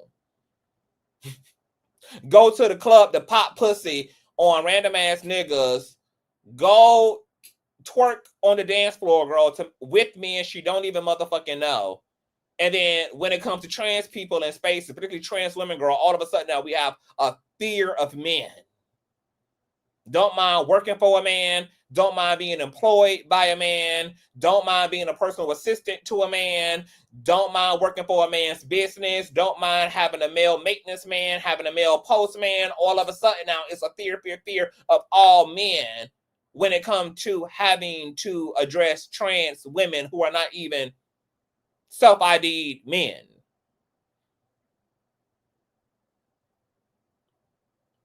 Just the same motherfucker who would go to a sperm bank with her and her partner, girl, and to indulge in vitro because they need a nigga's seed to conceive, but afraid of men, and will argue that there's a fear to be felt.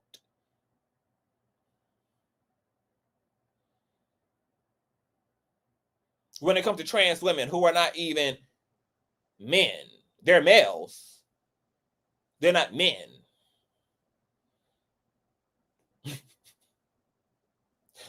And Tish said all of this out of her mouth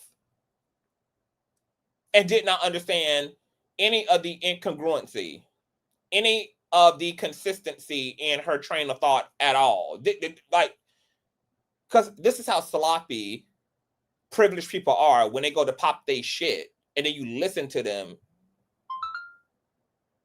You listen to them and then you realize they're not listening to them. They're not hearing the shit that's coming out of their mouth. Because I sing, I rap, and I'm just cool, yo. You'll come to see. Anyways, I hung out with the Bloods and the Crips, y'all, and when I threw a party, I would tell all the gang members, the Crips, Latin Kings, whoever, I'd be like, bro, y'all can come to my party, you know it's going to be fire, it's going to be lit, but listen, no gang flags. No flags, no Crips wearing blue, no Bloods wearing red, no Latin Kings wearing yellow, no gangs whatsoever, nigga. And guess what happened? They listened. There would never be a fight. I swear I wish somebody from my old block was in here. A lot of people gone and they older now. I didn't grow. There will never be a fight, bitch, but you over 40, bitch, calling a goddamn a public disturbance and goes Go. Girl, you are not a model. You're not some peacemaker, bitch. If you was Miss Queen of Peace, okay, you would have dealt very professionally with this issue, girl. But no, bitch, you wanted to haul out with your strap on hanging out of your motherfucking dickies, bitch, screaming about big dicks in the locker room, girl. But you didn't even know if Alexis had a dick because you told TMZ that Alexis was fully clothed. And that's how you knew she was an alleged man, because she looked and dressed like a man. And girl, you were focused on all the dicks. And look, here's another nuance to this whole situation. When it comes to particularly butch lesbian women, a lot of butch lesbians have penis envy. A lot of butch lesbians have an inferiority complex toward men. And a lot of butch lesbians also are misogynistic as fuck, homophobic as fuck, even while being full-on same gender loving as fuck themselves. I've seen a lot of lesbian, particularly butch lesbian women, perpetuate homophobia and transphobia, who be having like literally dick slinging contests with men, will get in men's faces, will be aggressive toward men, self-identified, self-ID'd men. Trish was really bothered that a person she believed with a dick was in a space that was hers. I wouldn't even be surprised if she felt in competition, bitch, at that point. Like, bitch, I'm a lesbian, girl. This is my eating ground. This is my feeding ground, baby. I could be the only apex predator in this motherfucker, bitch. I could be the only one hunting women, girl. What you got your big block box shaped ass in here for, Miss Alexis? I'm the only bitch in here with a dick. Girl, it was given very much so territorialism. Given very much so, girl, that this is my harem. This is an anti-dick, anti-testosterone, anti, while once again wearing testosterone energetically in her own gender expression. But because she's not an actual male, feeling inferior toward actual men.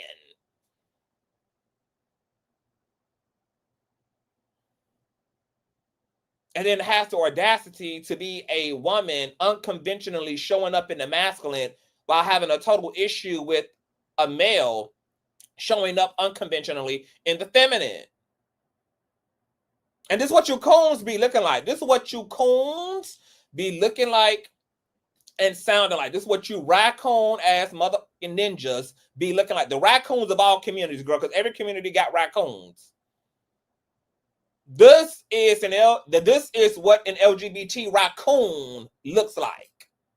Cooning and shoe shining, girl.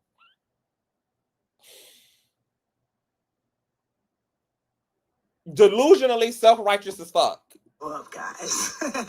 But anyway, yo, nigga, we would have the best party, bro. We would party all night long, no fights. Everybody smoking blunts. Everybody. Okay, girl, I can't deal. Gender dysphoria. Gender dysphoria is a term that describes a sense of unease that a person may have because of a mismatch between their biological sex and their gender identity. This sense of unease or dissatisfaction may be so intense that it can lead to depression and anxiety and have a harmful impact on daily life. Gender dysphoria. Okay? The term replaced the previous diagnostic label of gender identity disorder in 2013 with the release of the diagnostic manual DSM-5. So this brings me back to my other sentiment, is that regardless of whether society believes that trans women are a kind of woman or whatever the personal belief is, the reality is that for lots of trans people, there is a clinical diagnosis that justifies their experience of themselves. So you can denote all the other explanations all you want to. The reality is trans people have a clinical justification for their experience of their gender that is recognized medically and psychologically. So now this brings and begs the question of why does this society make the exception to be harmful toward trans folk who suffer from gender dysphoria, body dysmorphia, when y'all don't make the exception to be this harmful to other people who can fall under a medical illness label? You would never treat an autistic person the way that y'all treat trans people. Y'all would never treat a Down syndrome person the way that y'all treat trans folk. Y'all would never treat a disabled person. Y'all would never treat a blind person, a deaf person, the way that y'all treat trans people. Y'all will accommodate all other types of people who fall under a mental illness. Y'all will provide handicap ramps and exceptionalism for those who lack mobility. They may have special seating on planes, special seatings on trains. They may have special accommodations made for them, but y'all absolutely want to treat trans people existence as a freak phenomenon, despite the fact that there is a literal medical justification, a clinical justification for why they be and exist in a way that they do. And this speaks volumes about society, not about trans folk. Trans folk sitting here having to justify themselves and argue with you about why they should be treated with dignity and respect as people who are literally having an experience of themselves that is clinically and medically recognized is crazy and diabolical. Crazy diabolical. Nuts. And trans people are the only people being made to do it. Down syndrome people aren't having to argue their existence. Autistic people are not having to argue their existence. And y'all forget that there's a such thing as gender dysphoria and body dysmorphia, which most trans people are diagnosed with. Ooh, baby, and y'all not gonna like this next part either, bitch. Can you treat gender dysphoria without transitioning? No. There is no other treatment for the dysphoria. It's either don't transition and live with the dysphoria or transition to relieve the dysphoria. There is zero alternate solutions. And this is why trans people who can't afford to transition to make you comfortable end up losing their minds and just taking their lives. Because it's either transition to relieve the dysphoria or try to live alongside the dysphoria and accommodate society, which ends up collapsing the individual.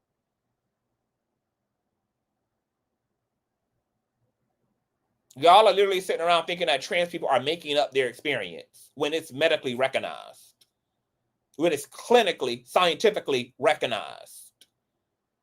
Y'all are weird. Weird. This is no wonder, America is undergoing so much severe penalty because of the way that we've treated Black people, the way that we've treated women people, the way that we've treated queer people, girl. America is due for a big karmic ass whipping, girl. Belt to ass, belt to ass, belt to ass, belt to ass. The way that the rich have treated the poor, girl. The way that those who have treated the have-nots, girl. There's so much karmic retribution that's overdue for this country. This is why America looking the way that it's looking and going through what it's going through right now, girl. We've been an ugly people to a lot of motherfucking people for no real fucking reason and justify that under the guise that, well, it's just the way that I was raised, and you know, or it's just my issue. It's not my issue, or the Bible says, or the church says, or I say. Loud, wrong, uninformed, and justifying being inhumane to people who are suffering in ways that you couldn't even motherfucking fathom. Because unless you've ever suffered from gender dysphoria or body dysmorphia, you need to shut the fuck up. Unless you know what it's like to have a brain that's working against the rest of yourself, you need to shut the fuck up.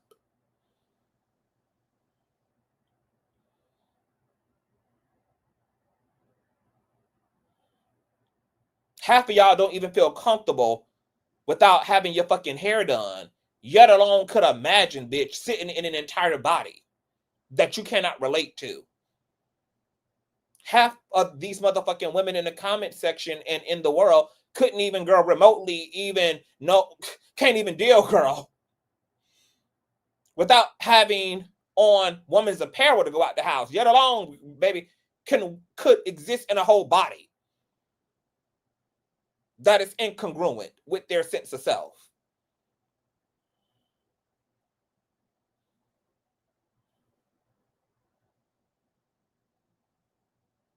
No, bitch. If you thought you was going to come here and get me to participate in y'all's foolishness, girl, you got the C, the T, and the V fucked up. Bitch, I don't stand for no culture. I don't stand for no group, bitch. I stand for truth and motherfucking justice.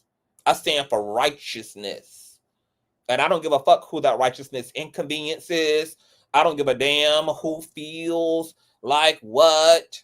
Bitch, the way that y'all treat other people out of fucking privilege and then be completely bona fide, unapologetically ignorant as fuck on the issue. On top of that, like Miss Trish, who told TMZ girl that, girl, you know, I'm the L of the LGBT. I don't know anything about the T, but yet, bitch, wanting to be the biggest mouthpiece. The biggest mouthpiece, girl. Weird. Girl, just can't ready to be oppressed, bitch. Can't ready to be oppressed, baby. I'm so sorry. So today, I just wanted to come through because, you know, I felt like yesterday, girl, I tried to be as like, whoo, as I could. I said, oh no, bitch. Let me really come up here, girl, and give it up. Let me give it up, bitch. Let me be very clear. Very clear. So today was about that clarity. Let me see what else I got up here. Let me see. We can get rid of that. We can get rid of that. We can get rid of that. We can get rid of it. Let me see something. Hold on. See, I was cute with it yesterday, bitch. Today, I wanted to come and fully stand in it. Just to make it clear, girl.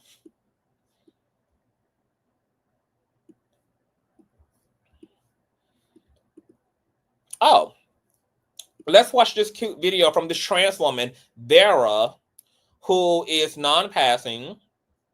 She hasn't had any type of cosmetic or chemical or augmentations done. She's just literally a trans woman existing as a trans woman.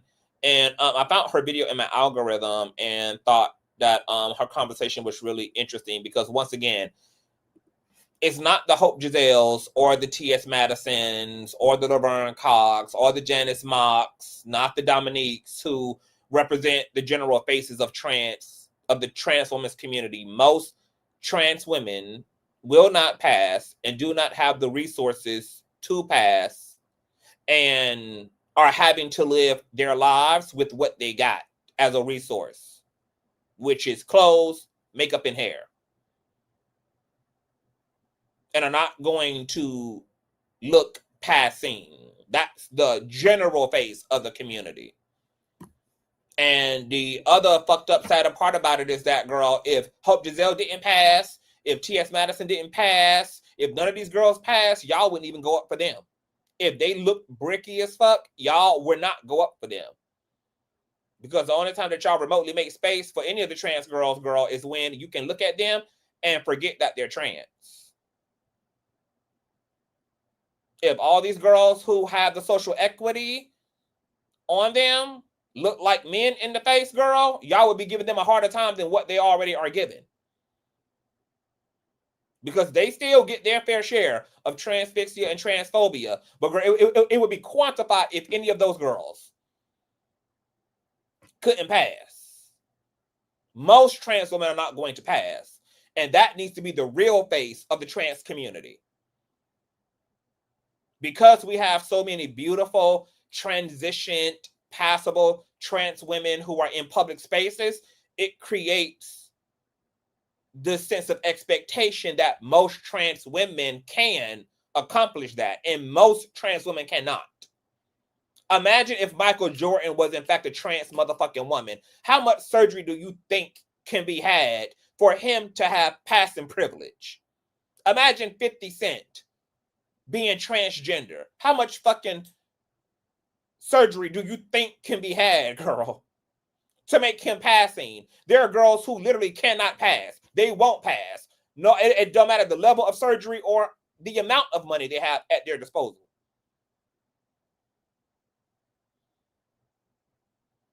I'm asking you to imagine that because there are trans girls who built like that. There are trans girls who are shaped like that. Tall as hell, wide as hell, hard body as hell, but are nonetheless trans as hell. And no, because when we're talking about passing, we also act as if and talk about passing as if passing is possible for all trans folk, and it's not. It's not. It's not physically possible, even with all the surgery in the world.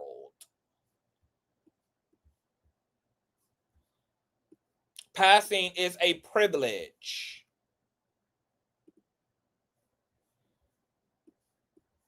And it's still a privilege only afforded to the minority. Most trans women will not fucking pass. But since we live in a society that's trying to be inclusive and make space, y'all are really having to reckon with making space for non-passing trans women.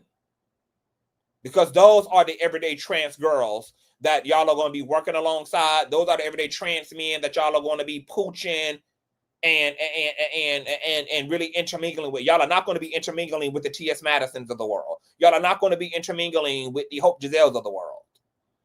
Y'all are going to be interacting with everyday trans women.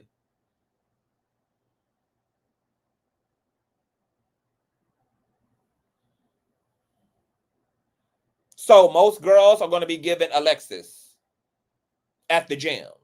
Most trans girls are going to be given Alexis, girl, in the apartment complex, in the club,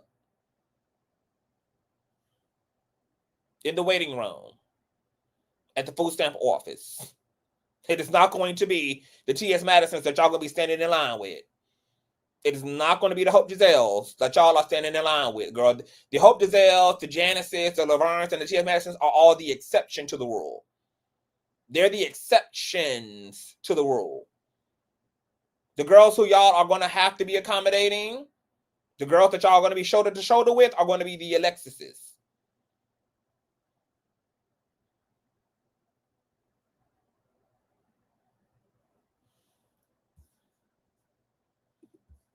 Now let's look at Vera, who is a non-passing trans woman, sharing her experience about passing privilege in the trans community. Matter of fact, I think I'm going to, well, I was going to do audio, but we do fair use. Vera Wild, and I'm going to talk about something that I kind of have to admit to my own culpability in, at least at various points in my past, if not in my videos. I want to talk about passing privilege.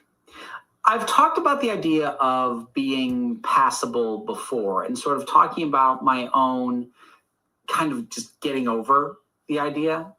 So to recap briefly, being passable for a cross-dresser or a transgender person is not No.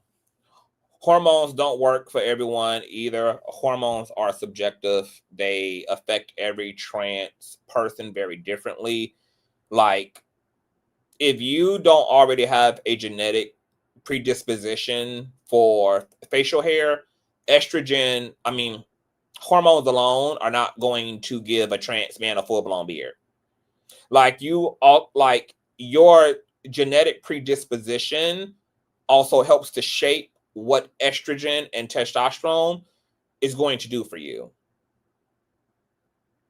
Just like estrogen does not largely impact muscle mass. It does have an impact on muscle mass, but not significantly.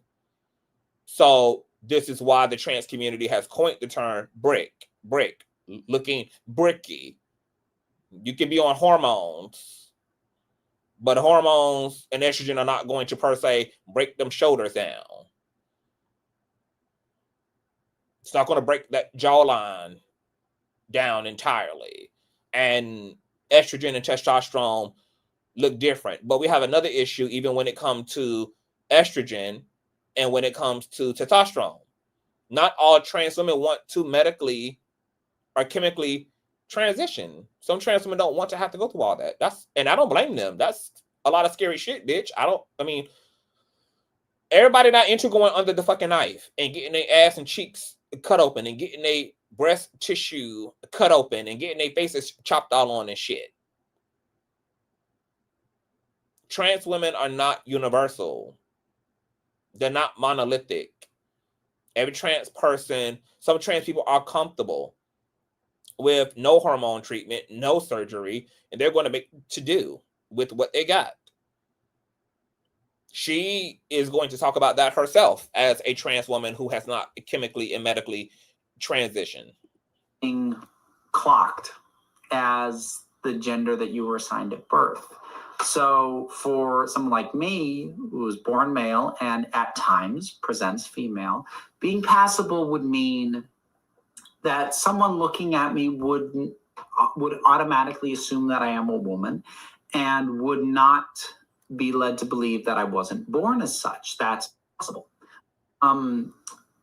Now, I've never been passable, not completely, for various reasons. I mean, I have large hands. I'm 6 feet tall before I even. So estrogen wouldn't change none of that. It ain't gonna shrink her hands. It ain't gonna shrink her feet. It ain't gonna shrink her height. And this, what we mean by passing, is not possible for all people. So this conversation around, the trans girl should just work on their passing. Pass what, bitch? I'm about to pass the restroom door to go to the urinal. That's all that I can pass by, girl. It's the restroom door to go take a piss. That's what I'm going to be passing, girl. Passing you on the way to the women's restroom is all the passing that I'm going to be doing. Sorry.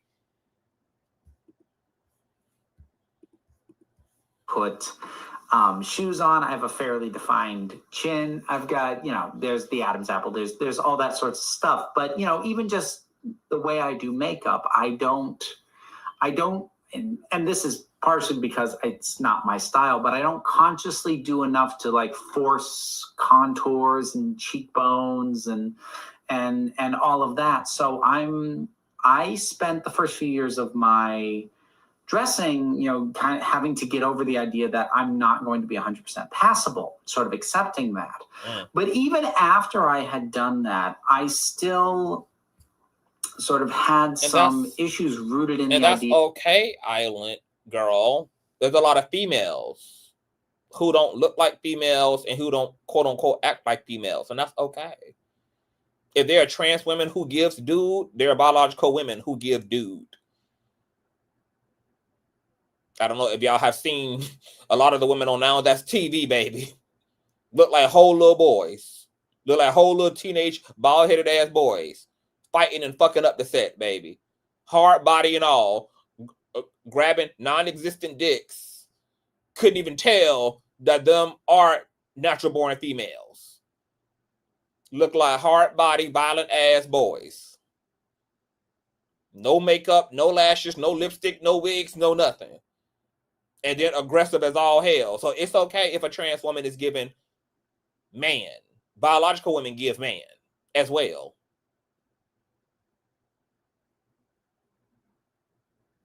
Hello, Debrat. Hello, Queen Latifah. Hello, Wanda Sykes. Hello, Eve in her rough riding ass days. Hello, butch lesbians like Tish Hyman. Hello. Hello, most basketball dribbling biological women. Hello. Hello to the bodybuilding women of the biological community. Hello. Hello. Hello. So that's also the case for biological women. And it's okay. Of passability being a mark of cross-dressing success in some way. Like I can think back, and that's exactly what the fuck I came to do, Sonny. I said, oh no, babe, I played it way too nice yesterday, babe. I was in my, you know, I was trying to keep it cute yesterday, girl. I said, oh no, bitch. Oh no, bitch. I couldn't go to sleep comfortably last night, babe. I said, oh no, bitch. Let me get up and be real clear today. Let me be real clear today, girl. Let me be as unapologetically clear today. What we talking about?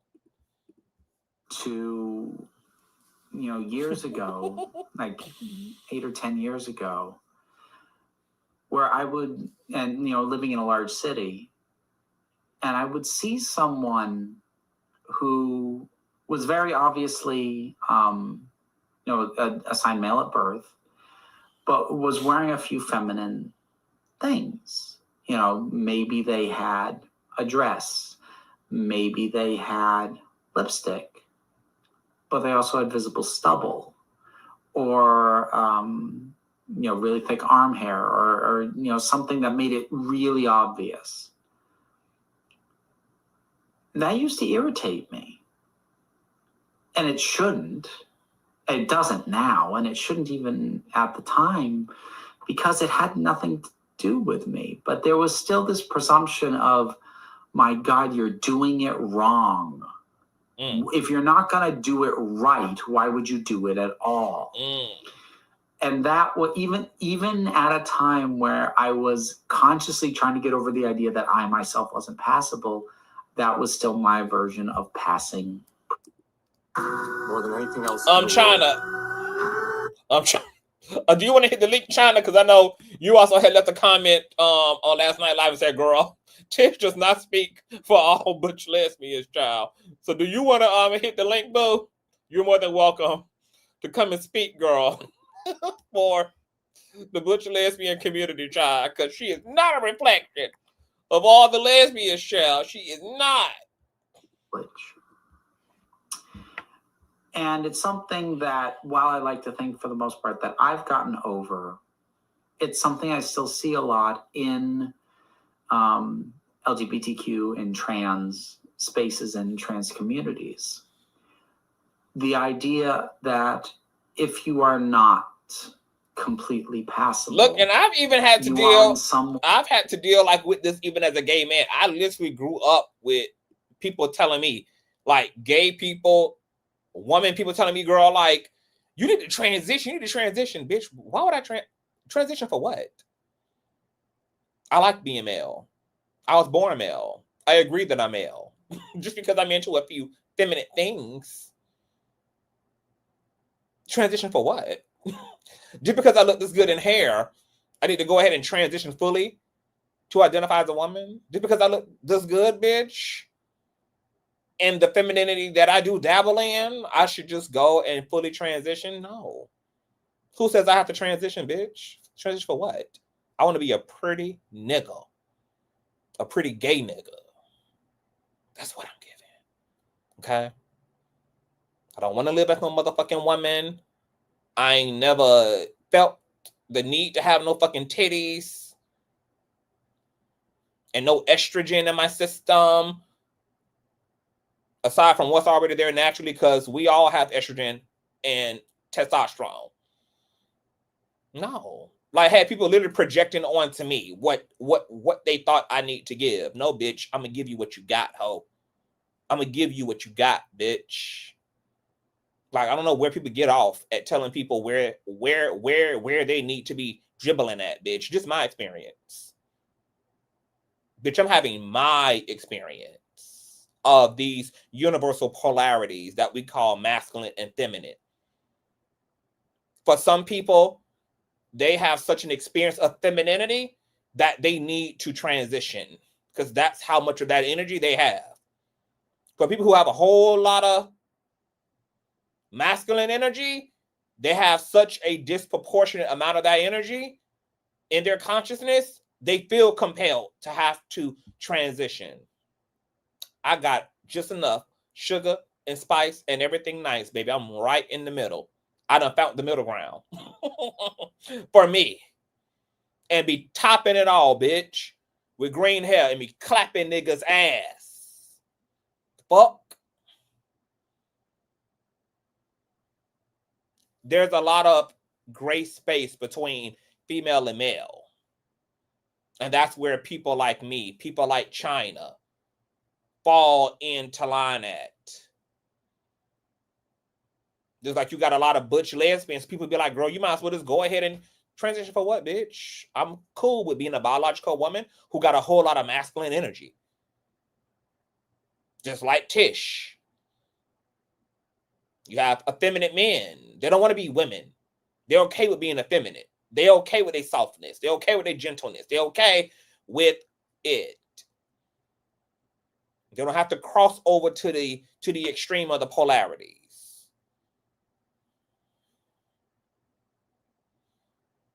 That ain't my tea. That ain't my experience of these energies. If I had a lot more feminine than masculine, a lot more masculine than feminine, then that's where I'd be. But I got just enough of them energies moving about me, and I feel real comfortable in what it gives for me.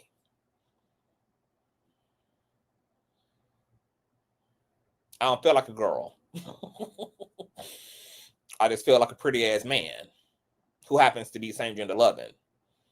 I like pretty things. I like masculine things too, bitch. I got two badass sports cars, bitch. Be zooming it. I wear boy clothes. I style my hair effeminately. I dress in men's clothing. You know, I have shaped my energies in a way that makes sense to me.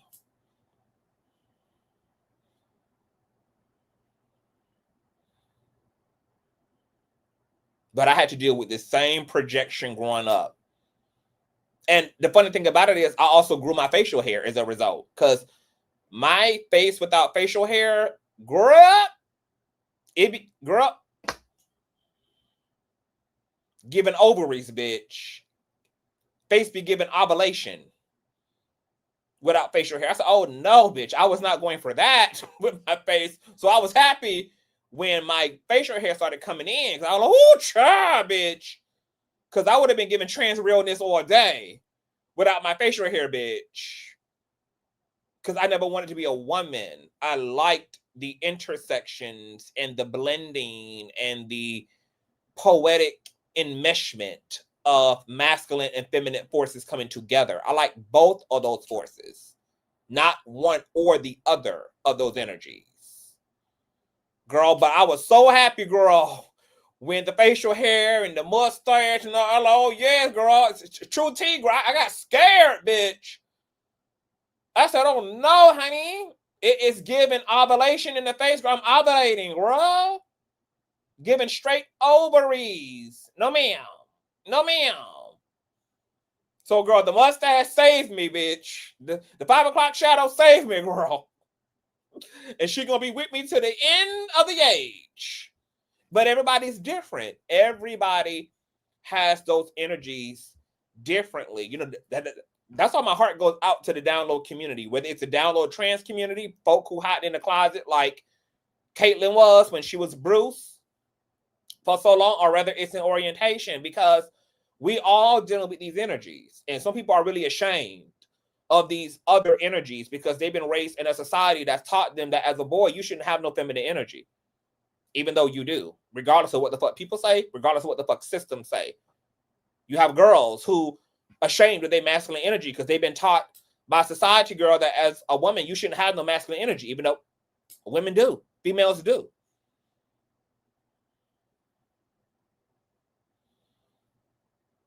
We all have these energies. We all require fathers and mothers. We're literally born of and conceived of and created by the divine feminine and the divine masculine, which is represented in the father and the mother.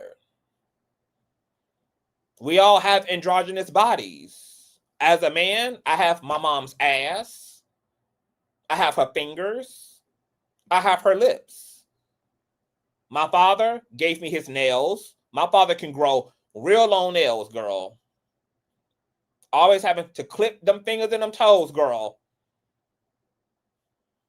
Because it was given press-on tea, girl. Pressiana. I got my complexion from my father. I got both of their DNA, girl. I got both of their energies. You know, I think people forget also just how spiritual our existence is. Like, I'm also not a male. I'm not even black when it comes to speaking spiritually. I'm neither male nor female. I'm black nor white. I'm not even human. And that's what I appreciate about my spirituality as well, is that it allows me to be reminded that my existence is grander than my biological makeup. My biological makeup is just the fucking vehicle that my spirit, my divinity, is expressing itself through. And if you believe in past lives, you would know that you can exist today as a female, and in your next incarnation, girl, be entirely male. And let's also talk about the uniqueness of some of these other alternative beliefs to justify or to legitimize transgenderism. Because for me, I think a lot of trans people are experiencing a bleed over and a rollover from a previous incarnation. They've probably spent, like a trans woman probably spent so many incarnations consecutively as a female that in the life they were born male in, their spirit was still working through that feminine energy and incarnation that bleeds over into their experience born as males, and vice versa for trans men.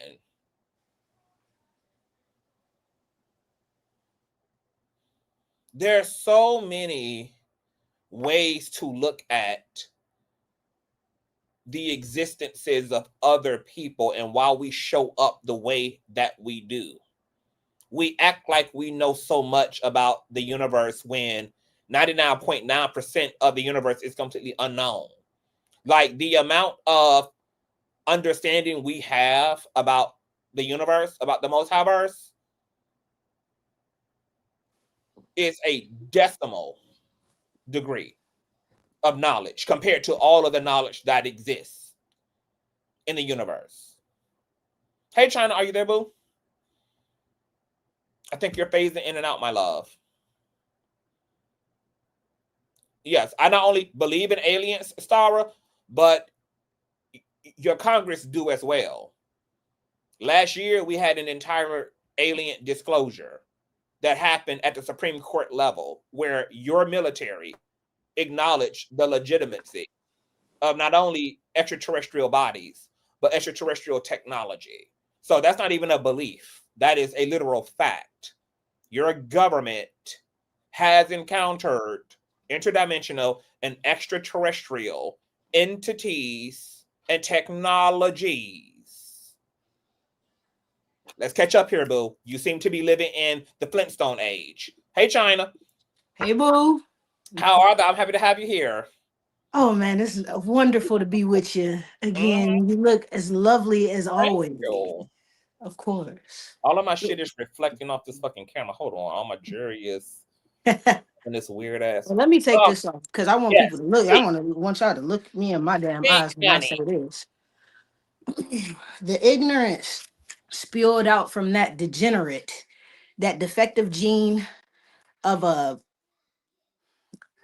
unfortunately of the part of our community in that section. Clearly the ignorance is there, the lack of awareness is there. A brain rewiring needs to happen. Like, because like you said, just it makes no sense with how she presents, like you said, in her masculinity. Yeah. You know, in space, in a gym. In a gym. One could say that is a male dominated space, and you coming in here with all that extra added aggression could be offensive. Y'all, hold on, y'all, wait. Not Tish has mentioned me in an Instagram reel. What? Hold on. I didn't even see this, China. Hold on. Let me check this. Let's see this. Not she clocking in. Please. On Instagram. Please, because if you can bump your gums on Instagram, What? boo, that means that you can hit the link and hop in and go toe to toe with some other lesbians on your level. Who can actually provide that. I just looked at my let me see here. Commented the fact that this man has a criminal record.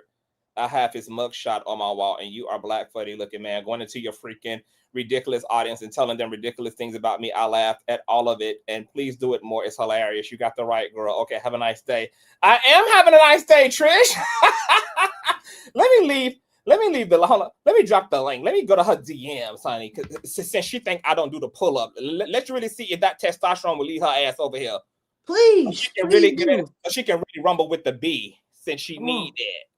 Hold on. Let me. You keep talking, China, while I run a little Miss Ghost jam. Once again, all I could do is apologize deeply to my trans brothers and sisters for the ignorance spilled out from another one of us and within our own community. This is an issue within our own, because in every sector of our branch, the LGBT and the Q, there are weeds like this one that we need to weed out, exterminate. Period. A funny looking motherfucking man, bitch. Have you looked in the mirror, hoe? For real. I get more compliments from women about the way that I look than you do from women as a woman. Are you okay, Trish? Do you really want to, girl? Do you want to go face card for face card? Are you okay? She don't. Where? I'm gonna save it all for her. Continue on. Face. What? Okay.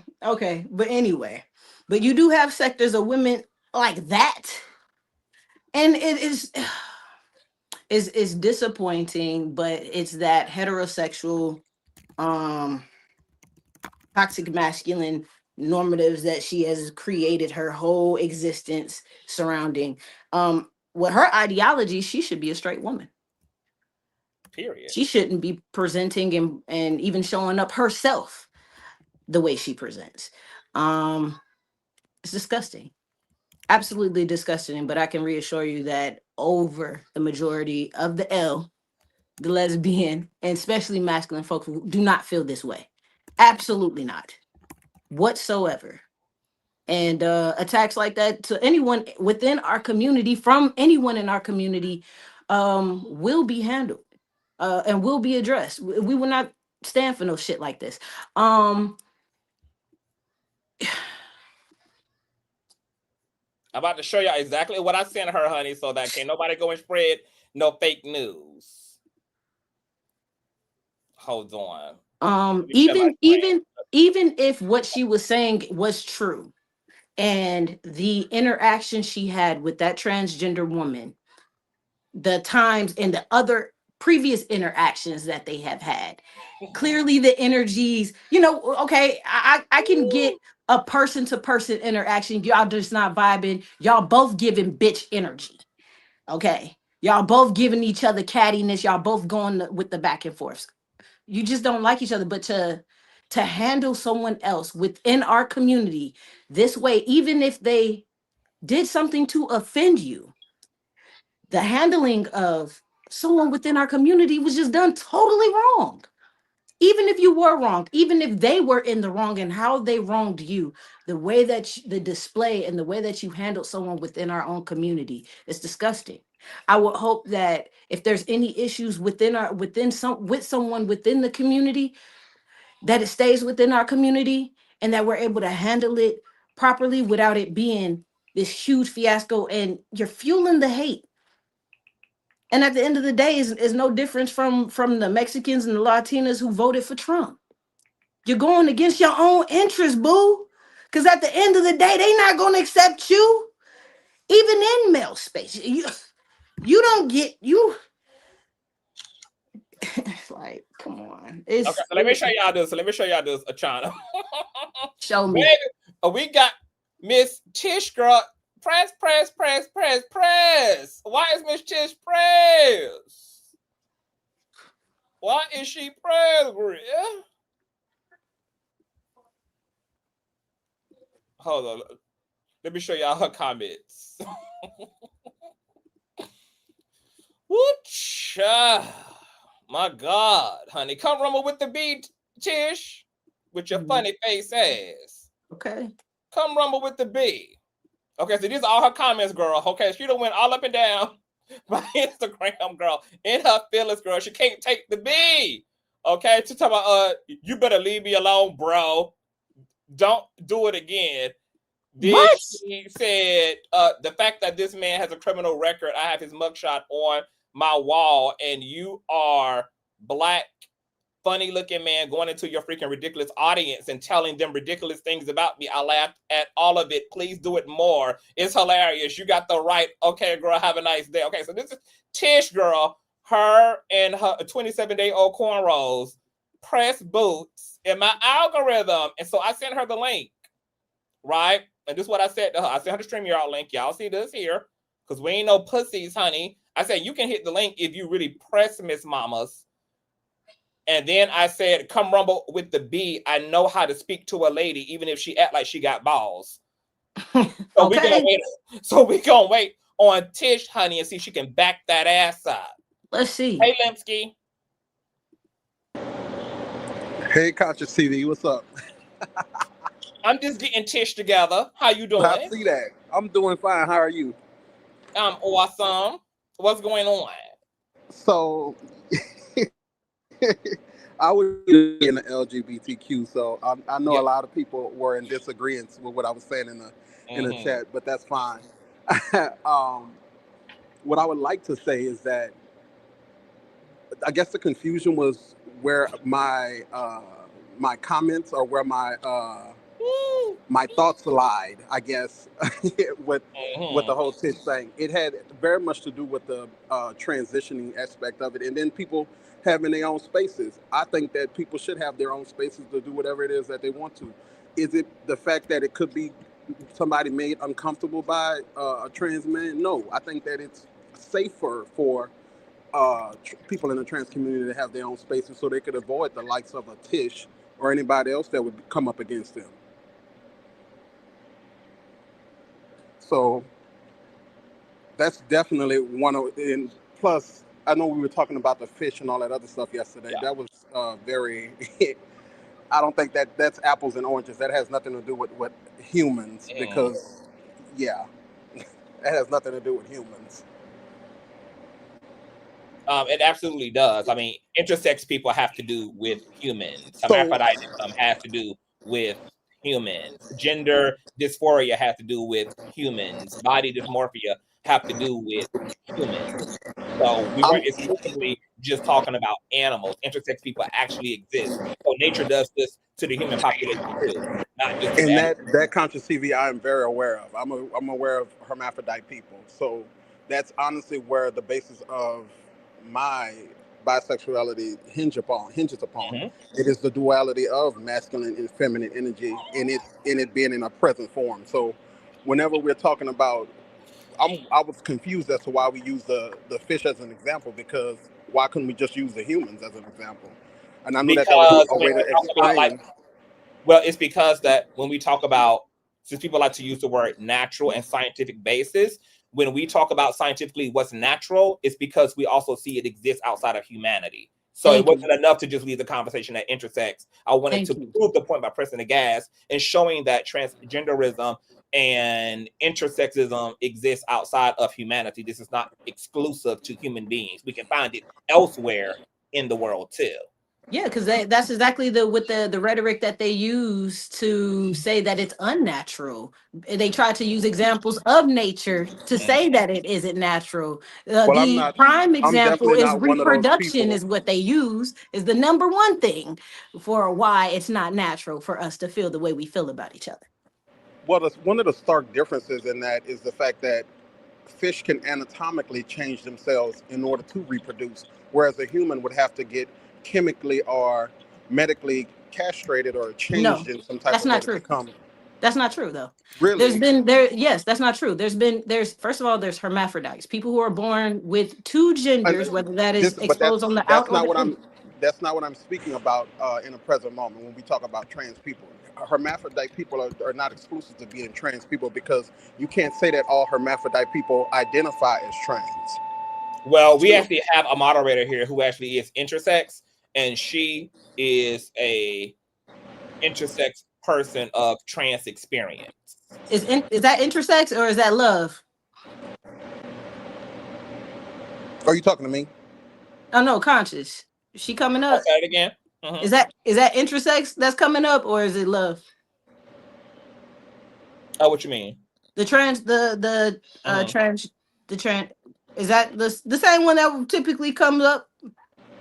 Oh, well, we got a few intersex people over here, but you Okay. might be talking about, like intersex. She typically uses the term intersex, but she was born Right. intersex, and she's a trans woman, right? Because she's had to choose. Yeah, I'm speaking about her. Like where she's the one that's coming up. Mm-hmm. Oh, great! No, that's gonna be great. No, I don't know. I don't think she's here. I haven't seen her in the chat today, but she was moderating yesterday. But she does typically come up. So intersex people can be of the trans experience, and trans people can be of the intersex. So that's something that I'm learning, because that wasn't something that was prevalent in the world in which I live in. So I was all for learning. It was always here. Yeah, I was all for learning in the chat. It's just you have to be attacked first before people try to get some type of understanding. It's just like somebody in the chat thought I was attacking you, Conscious, and I'm just like, no, I'm interacting with what it is he's saying. It's just, you just have to be in agreement with everything, and I think that's where the breakdown lies. Or could the issue also be, Limsky, that, like I was saying earlier about bald head ass Tish, that she, she admitted to TMZ that she don't even know shit about the trans community, and yet she heard that. She would have a conversation. Like, girl, how about conversations where you aren't even educated? Like, sit down. Right.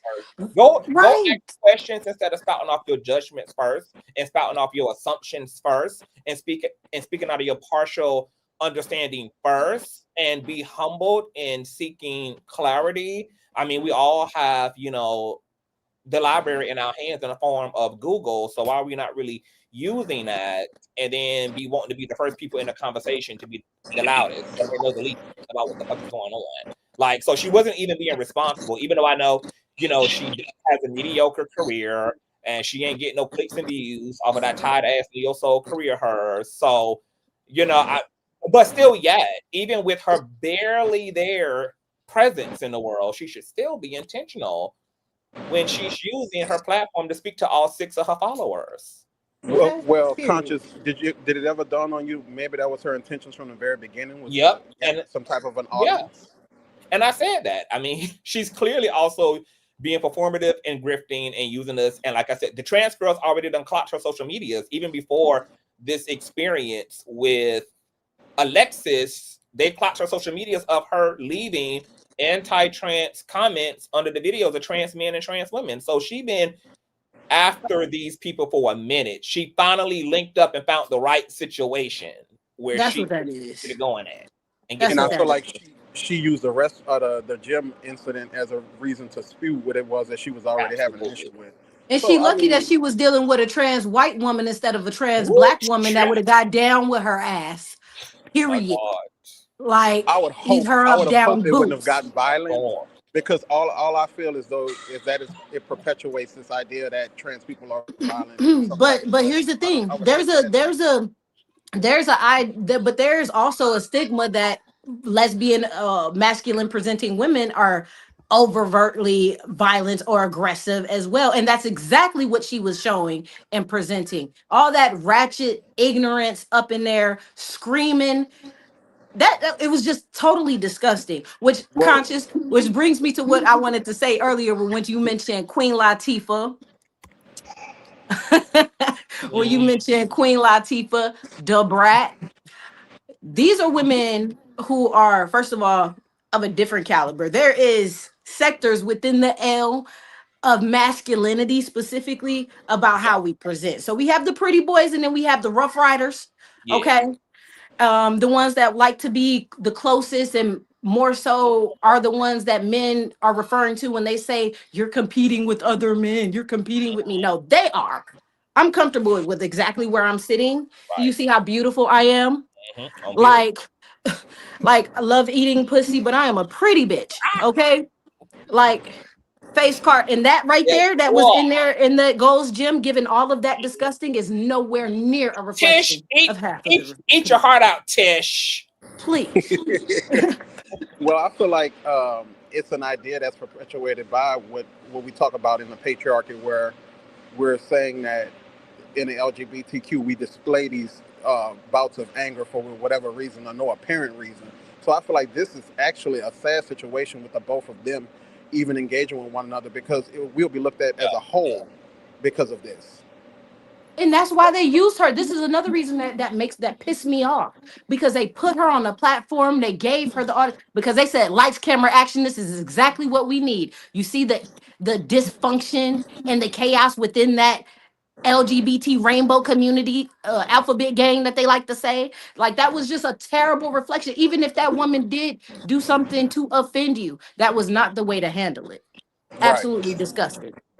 Okay, so my question to Limsky, since you're up here, Limsky. So I mean, oh, what you think about the conversation around passing and how passing is a privilege not afforded to all trans folk? I mean, most trans people are going to look like Alexis.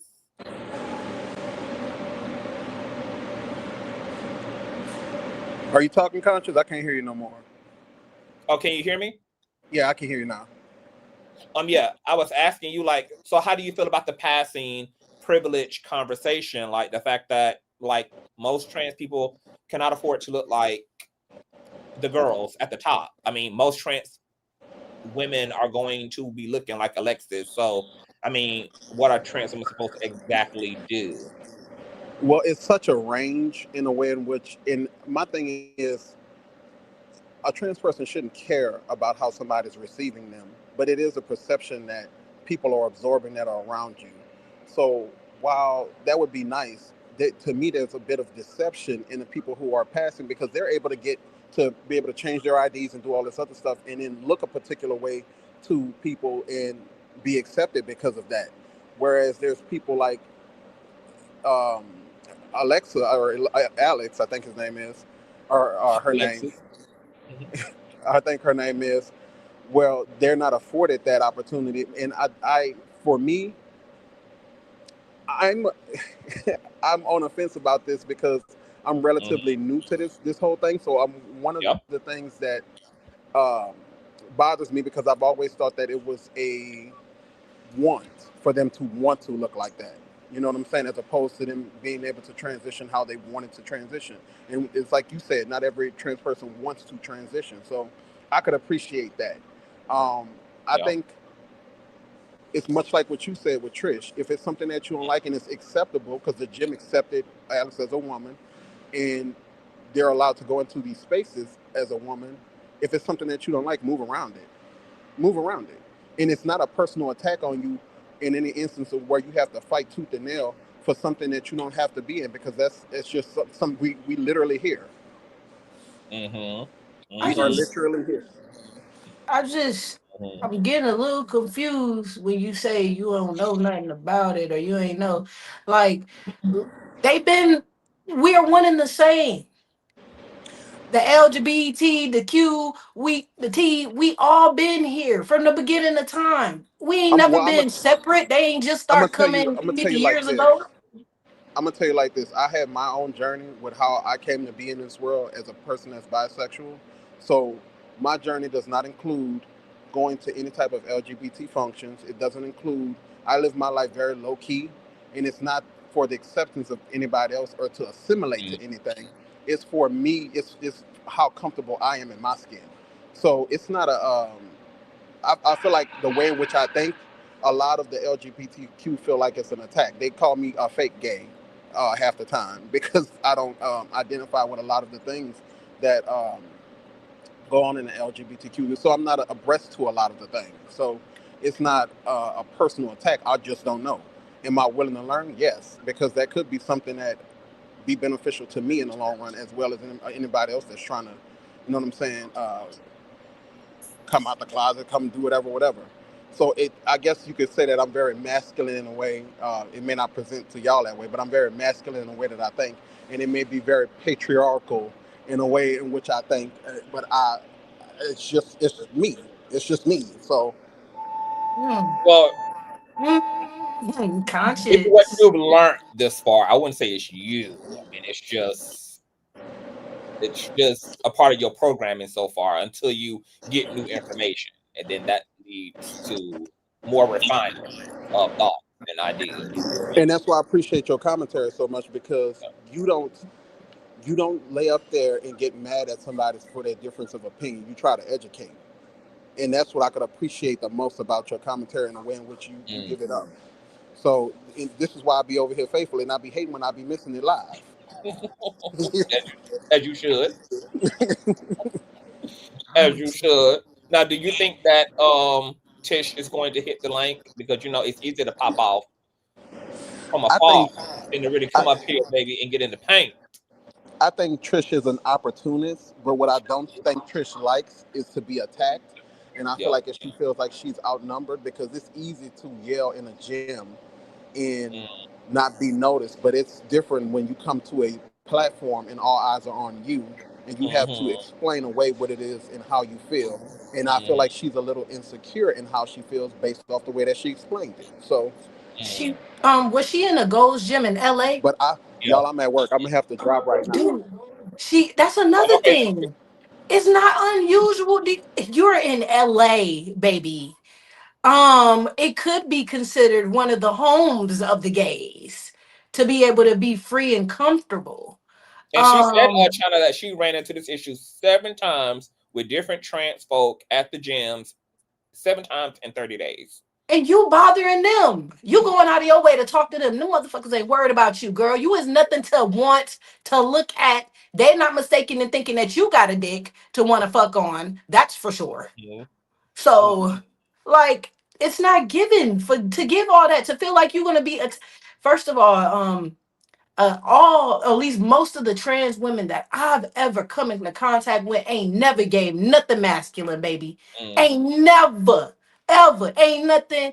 It's the most sexiest, most feminine, soft energy that you can feel is from a trans woman. mhm. Like, for Mhm, real. I mean, mhm, I ain't never had somebody make me blush, make me mhm. shy, like how a trans woman when they pushed up on me a few times. So, like, chill out with all that extra. That's BS. They're not coming after you. They don't make you feel uncomfortable. They're not threatening whatsoever. Ain't nothing threatening about that energy that they giving. But I just Nothing. want you to also see like the microaggressive raccoon tap dancing that she did, that gives you real good insight into her mentality and what she's really trying to do. Because when she said to TMZ, like, oh, like I'm just a lesbian woman, just living, I'm just like living my like lesbian life. I don't know nothing about that lifestyle. Like, Girl, Girl. your proximity to heteronormativity ain't stopping this regime from stripping back and rolling back protections and rights for queer people, girl. They're right now considering overturning the marital privileges of same-gender loving people. Right now, they're literally considering that. So while you up here still trying to tap dance, thinking that proximity gonna save you, it's not, Miss Mama's. Like, you and Alexis is in the same boat. For real, because once they done, that is the same gender loving Black woman. Like, girl, you got multiple oppressive intersections. Yes.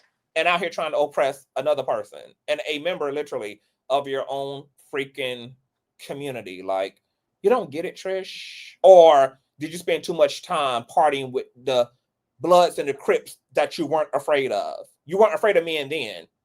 When you were partying with the Bloods and the Crips, as she said in her IG. First of all, she was full of crap. And she was full of crap. Ain't no way that you can tell a Blood or a Crip when you ain't in nobody's set and you ain't put in no work. You can't tell them not to bring no flags and not to dress in their colors of dress. You ain't no lieutenants. You ain't got no pool in no game. You ain't got no bodies on you. None of that to make no pools like that. Call cap from the get-go. Come on. Be real. Okay, so let me ask you an honest question, China, as a card carrying member of the lesbian community. Like, in your experience, do a lot of masculine presenting lesbian women have a lot of internalized misogyny? Because where I'm from in the South, it's nothing to find a homophobic lesbian. Yes. And that's lesbian. Yes, and part of that comes from because I grew up side to side with those who thought like that, and we were very much so different. We didn't run in the same circles. I didn't run in the same circles with those folks, but I saw and experienced them in different groups.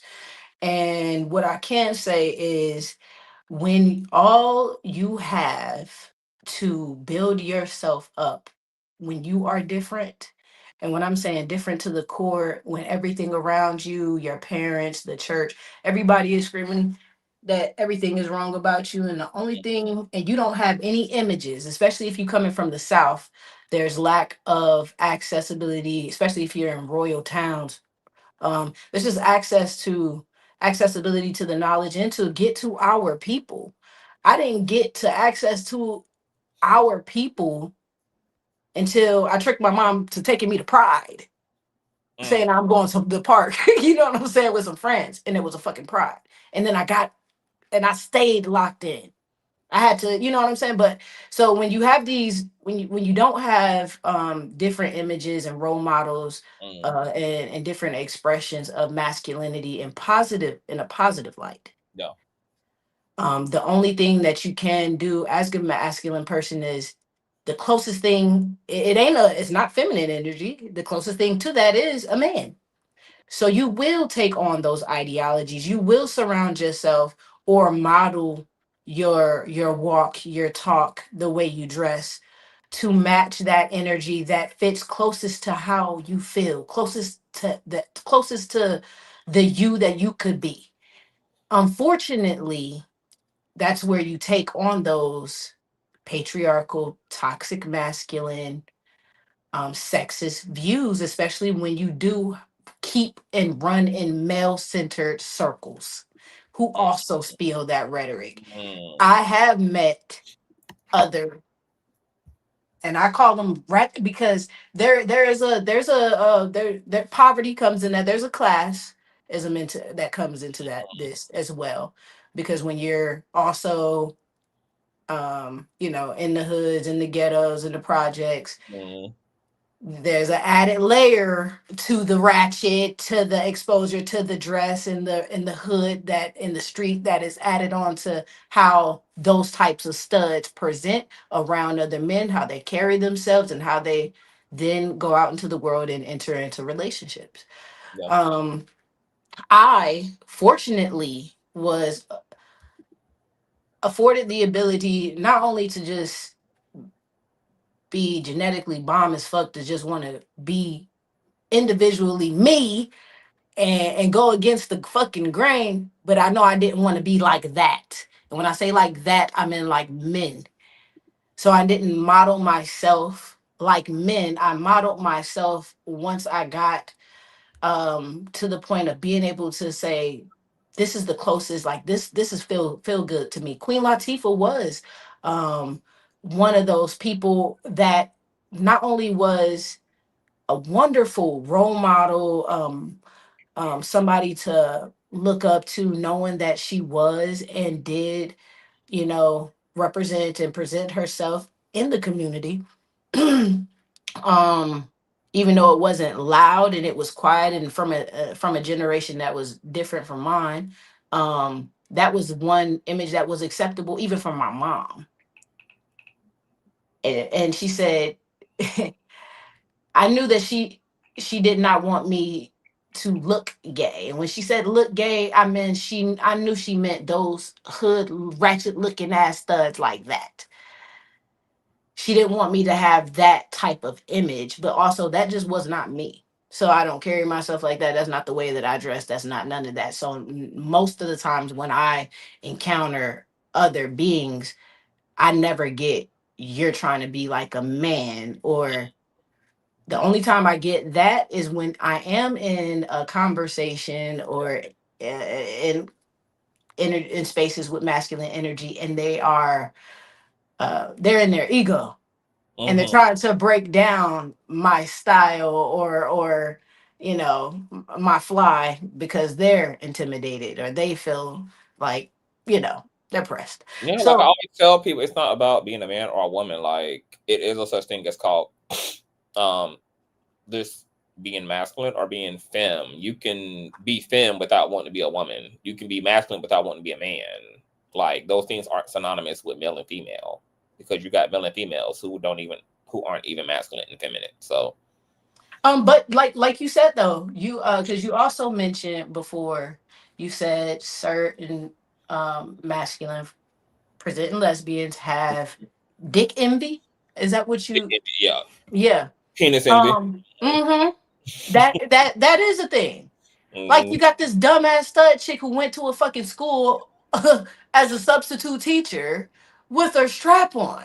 Now I'm not no, opposed now because poor thing. I do understand and I know how it feels, the power, the added, it adds that layer, especially for those It's a who spirit on the strap, baby. The spirit make you oh yeah, you know baby, what I'm saying? got Look that at the big fucking P on me, it get bitch. I in got there, you know what I'm action, saying? honey. It get in there, you know what I Yeah, mean? carrying that weight, honey. Serious.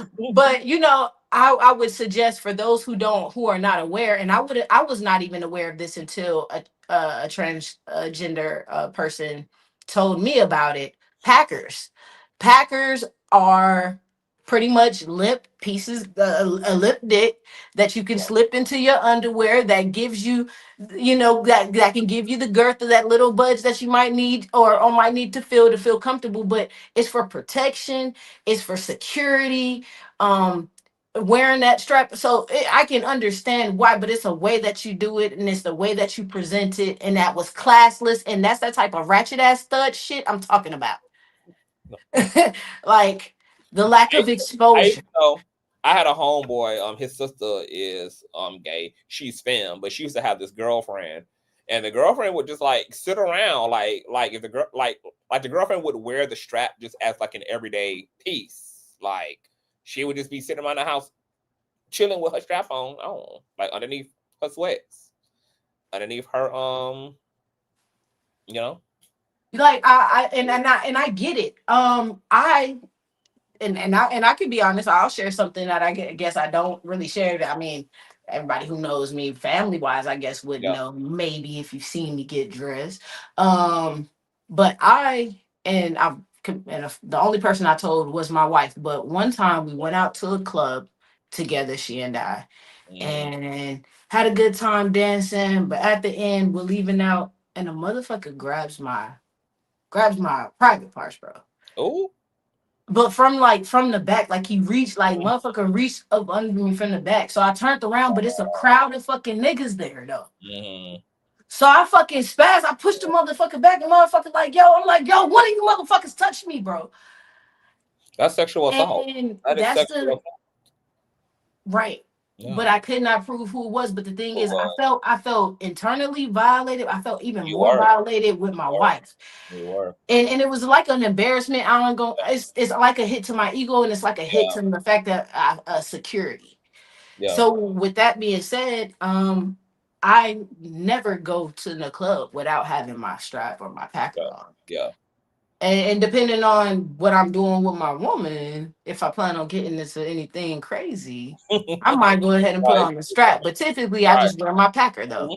I wear Mhm. my packer, and that's just a Ready to sense of go. security. Yeah.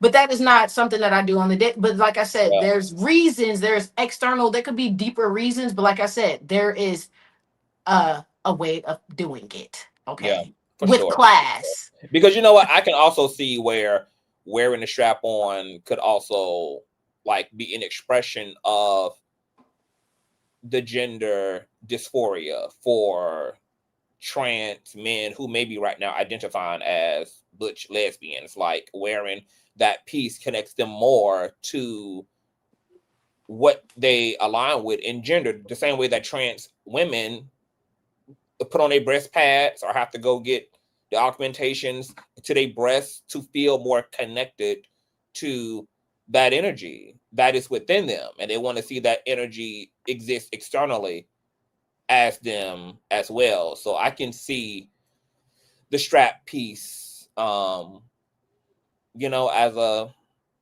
way to just feel more aligned and comfortable in one's own body. Now, let me ask you this question: like, where do you think it comes from? Like, do you think this is spiritual? Do you think this is more so?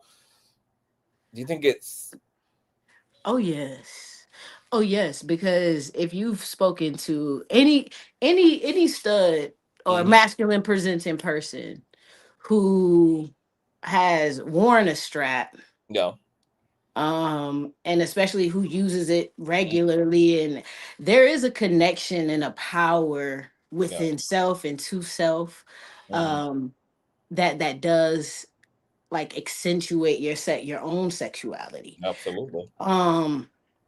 So I would say absolutely it is. Mhm. It really is. Um but it's not also something that every masculine being feels like they need, Exactly. because that is also sometimes very much depending on what their partners what our partners is into.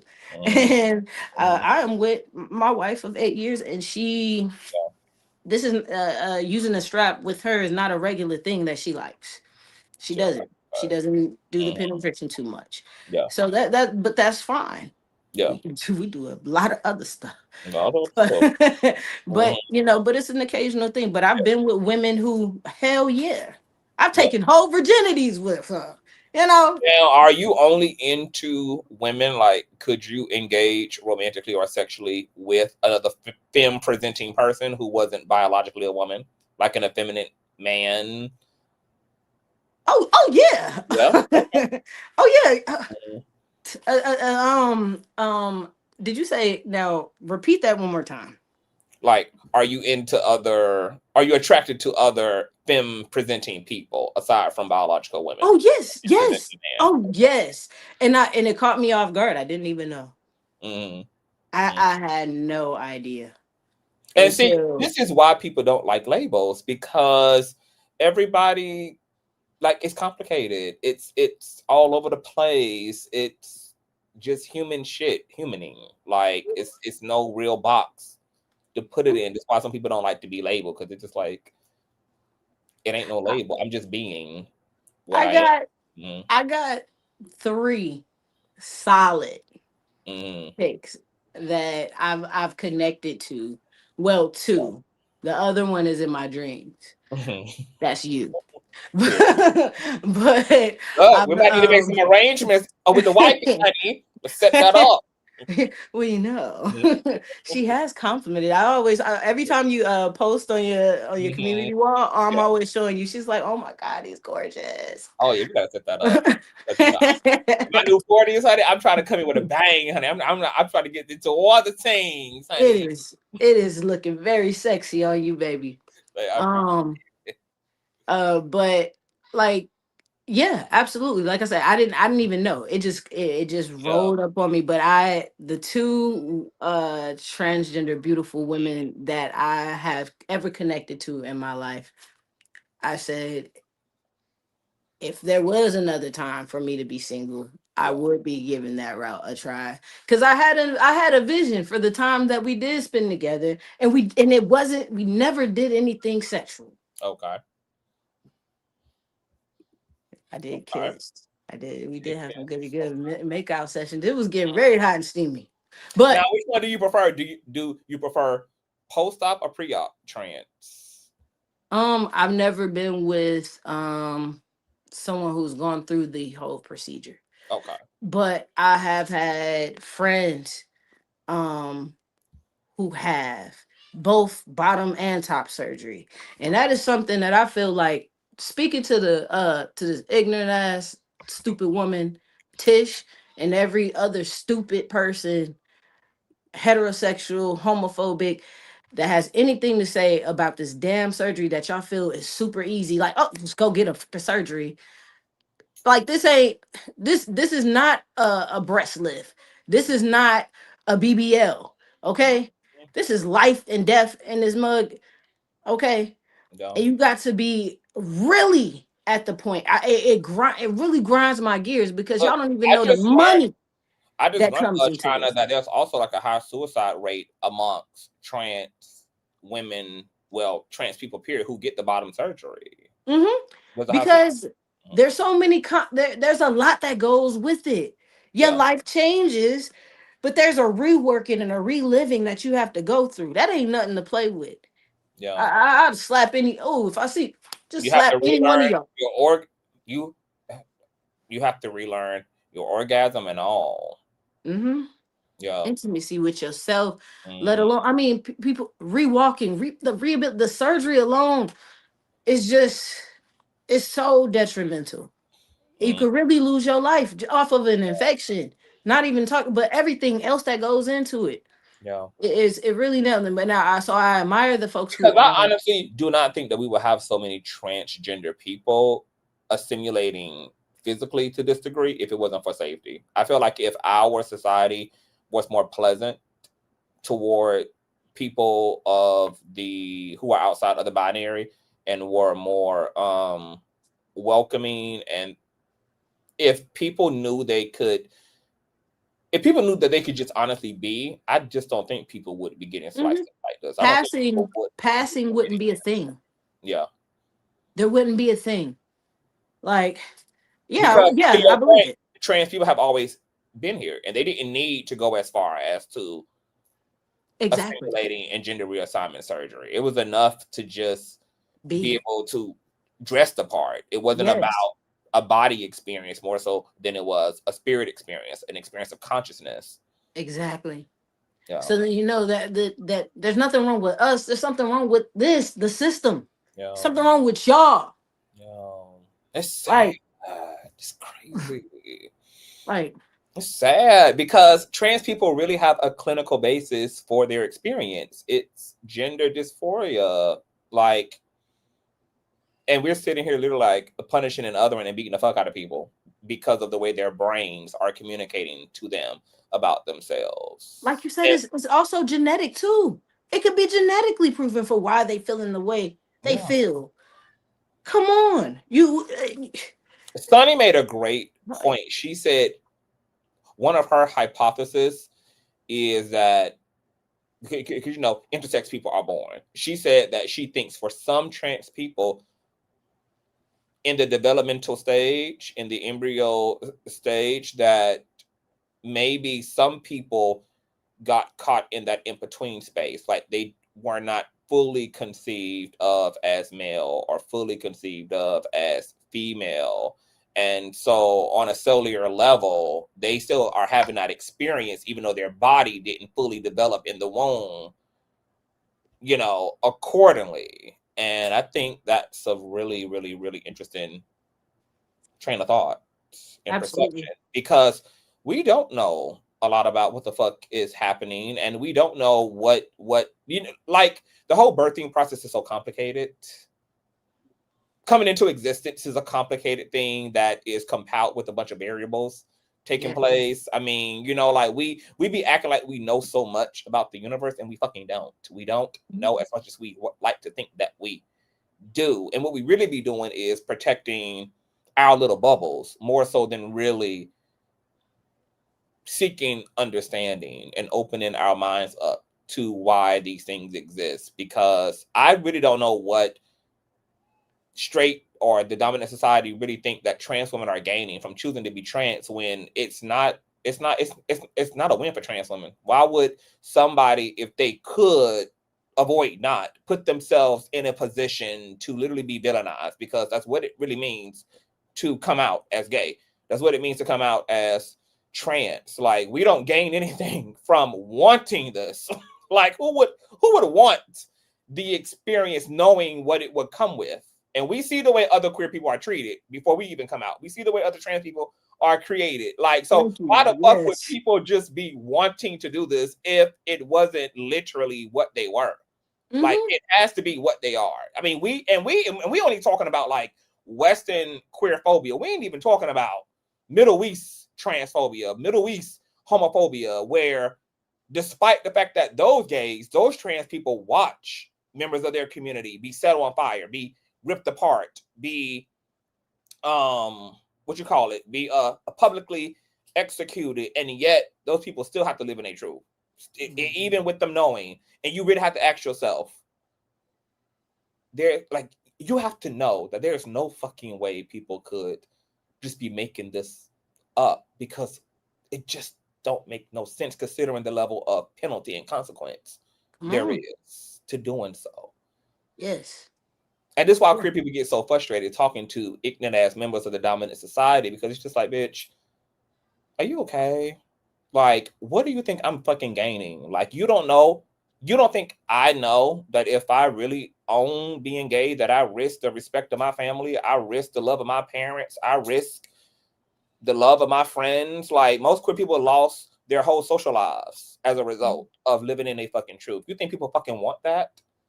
And do you think that people would cling to something so tightly on a superficial level and risk their real lives changing in ways sometimes that end up leading to death itself, if it wasn't because what they feel convicted by is truly a true, real conviction and a true experience of themselves that they're advocating for? It is sick that there are people literally pushing up against that, and then they wonder why the suicide rates are so high amongst the queer people in the LGBT community. Exactly. High as fuck, all because of a lack of understanding and a lack of normalcy in the outward world. It's crazy. And they choose not to want. They don't want to. Like, I'm like, we've been fighting this for so long. It's sickening. Yeah. You know what I'm saying? It's like, I'm tired of fighting to be free and just to be. Yeah. Like, damn, leave us the fuck alone. Y'all hate us so much. Give us about 2 fucking states and we'll be all right. I promise you. Because we're already a minority. Hell, give us 2 states. We self-govern and everything, farm and everything. Because half of the community, I'm telling you, with all the skills we got, y'all the ones gonna be regretting the fact that we gone, not us. Give us our Genosha, just like they gave the fucking X-Men and the mutants. Yes, please. Please. Give us 2 states, honey. We only represent what? We gonna be high, happy, and creative as hell, and full and fat. Yeah. Because we gonna take care of each other for sure. Like, yeah. Fuck on. Like, because every community, like the village, etc., like queer people know how to keep their shit together. Like, we know how to be in community. We know how to make money. We know how to build community. And we couldn't even do that in peace before they came with their straight agenda. And that's what led to the revolution, honey, that ended up being televised for all these hoes to see. Because y'all needed that, baby. We had to run y'all that. Because y'all needed that. Now we here. Tell you, I'm gonna be using that because when you said, yeah, we do got a motherfucking agenda. The agenda of being our damn selves, the agenda of authenticity, yes. Of authenticity. Yes, the agenda of authenticity. You're right. That, like, I'm gonna use that because I'm like, I get so sick, you know, in the conversations of that. You know, y'all got an agenda. Yeah, we do. Yeah. We do. Yeah. And we were okay before y'all came down there fucking with us. For sure. Okay. We were okay with our little corner we had carved out. But since y'all didn't want to leave right enough to be right enough, now we want it all, bitch. Now we don't want our piece, bitch. We're gonna need the whole thing. Since y'all weren't okay with us customizing our own little corners and our own little corner pockets of community. So now, yeah, we're going to need that all. We're going to need the restrooms, the locker rooms. We're going to need all the equal opportunity, DEI, affirmative action. We're going to need the whole thing. We're going to need all of that. Because we were being humbled at first. Yes. At first, we were being humbled. Since y'all really needed that smoke, here's the fire. Okay. Hey, Andrea. Hey, boo. Yeah. And I'm with it. Move over. Like, once again, I got to reiterate it. The world don't belong to fucking straight people. The world don't belong to cis people. It's not y'all's world. It's not y'all world alone. Okay. We already had to teach the colonizers that. So now it's like we're going to have to teach y'all that too. It's not y'all world. We are. Yeah. Somebody taught y'all wrong. It's not y'all's. This fucking fake ass false entitlement is crazy. It's crazy. Like, major and real issues. Because right now, y'all majoring in a minor. It's these cis straight men y'all need to be worried about who is raping y'all children and sex trafficking y'all and beating y'all asses in marriages and pulling y'all off into corners and into bathrooms. Fucking on their daughters and impregnating on your them, daughter, killing their ass. your sisters, spreading these diseases and infections into your vaginas. Go major in the actual issue. Because just like Tish, Miss Alexis girl was just pooching through, minding her business, trying to get in and get out like everybody else. Worry about an actual man in this space, not a male who identifies as a trans woman. And here's the gag. Here's another gag on some race color tip. Them people didn't budge because you black and you a masculine woman screaming and hollering, attacking this white LGBTQ queer trans woman, which they are all in support of. And they will always have more privilege. Like I said, we have our own issues within the LGBTQ, within skin too, and white privilege. It will always stand first. That's the reason. Yo, black tears and all that hooping and hollering, even if that person did grab you, touch you, anything, ain't gonna protect you. You have none because you don't. Did you think that you were on the same level as the heterosexual white folk? She's convinced. Like, and that's why she was in there like a fucking ghost. I'm like, girl, do you realize? Not even the man came running to there's a security guard literally standing like 3 feet away from her, chopping it up with someone else while she's screaming about big dicks in the locker room. Oh my god! Like, I just hate this. This is not a good month, or we just got into this month because the last month was shenanigans. Like, I told you that we're in a retrograde, so it's gonna be up. We in a retrograde until December 16th, girl. So the world is gonna be toe up and off the chain. Toe up. I can't take no more. It's a mess. It's a mess. It's a whole entire mess. You right. Well, thank you for coming up, boo. I'm gonna go ahead and get out of here because I'll be here 3 hours and I gotta go eat and get myself together. Bye, chat. But Tish is listening. Anything that you want to say to her before you get up out of her? Bitch, fuck you. And don't you ever come for another trans woman again. And I hope you run across a black one and she beats your ass. Oh gosh. Oh my god. Bye, baby. Love you, chat. Mwah, mwah. I love you, Conscious. Love you too, baby. Y'all. Okay. All views expressed here do not reflect the king, baby. Okay. We are not, let's try to keep paws off each other. Okay. But yes, Tish, fuck you, bitch. Fuck. I'm out of here, y'all. Thumbs up, share. We'll be back. I sent her the link, honey. So if she respond and she want to get that, we gonna run it live. Ain't gonna be no private Discord, honey. If she respond and she need that, we gonna give her that. So keep your notifications set. I'm gonna go and text T.S. Madison did these screenshots of Tish fucking with me. I love y'all. If you enjoyed yourself, child, share, thumbs up, subscribe, all that good jazz. And look, the reality is, y'all, we just got to come together as a people, girl. Straight, gay, cis, trans, all the things, girl. Like, this is not a time, girl, to be scratching for division. We need numbers. We need unity. We need to really squash the foolishness and really direct our energies where the problems really are. We can't even afford to major in the minors, girl. We literally can't fucking afford it, girl. We're literally watching everything go under, girl. We're watching it go under for black folk, for minority folk, for queer folk. So somebody need to go inform Tish, girl, and let her know, bitch, that, she need to understand the assignment.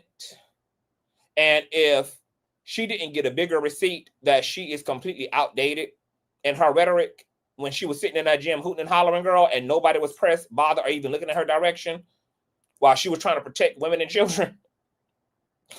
If that wasn't the biggest receipt, baby, that your messaging is outdated and that people have bigger fish to fucking fry, they're giving a fuck about a trans bitch in the locker room, girl. I don't know what it is, but it's time to understand the assignment. I love y'all. I'll talk to y'all later. Peace.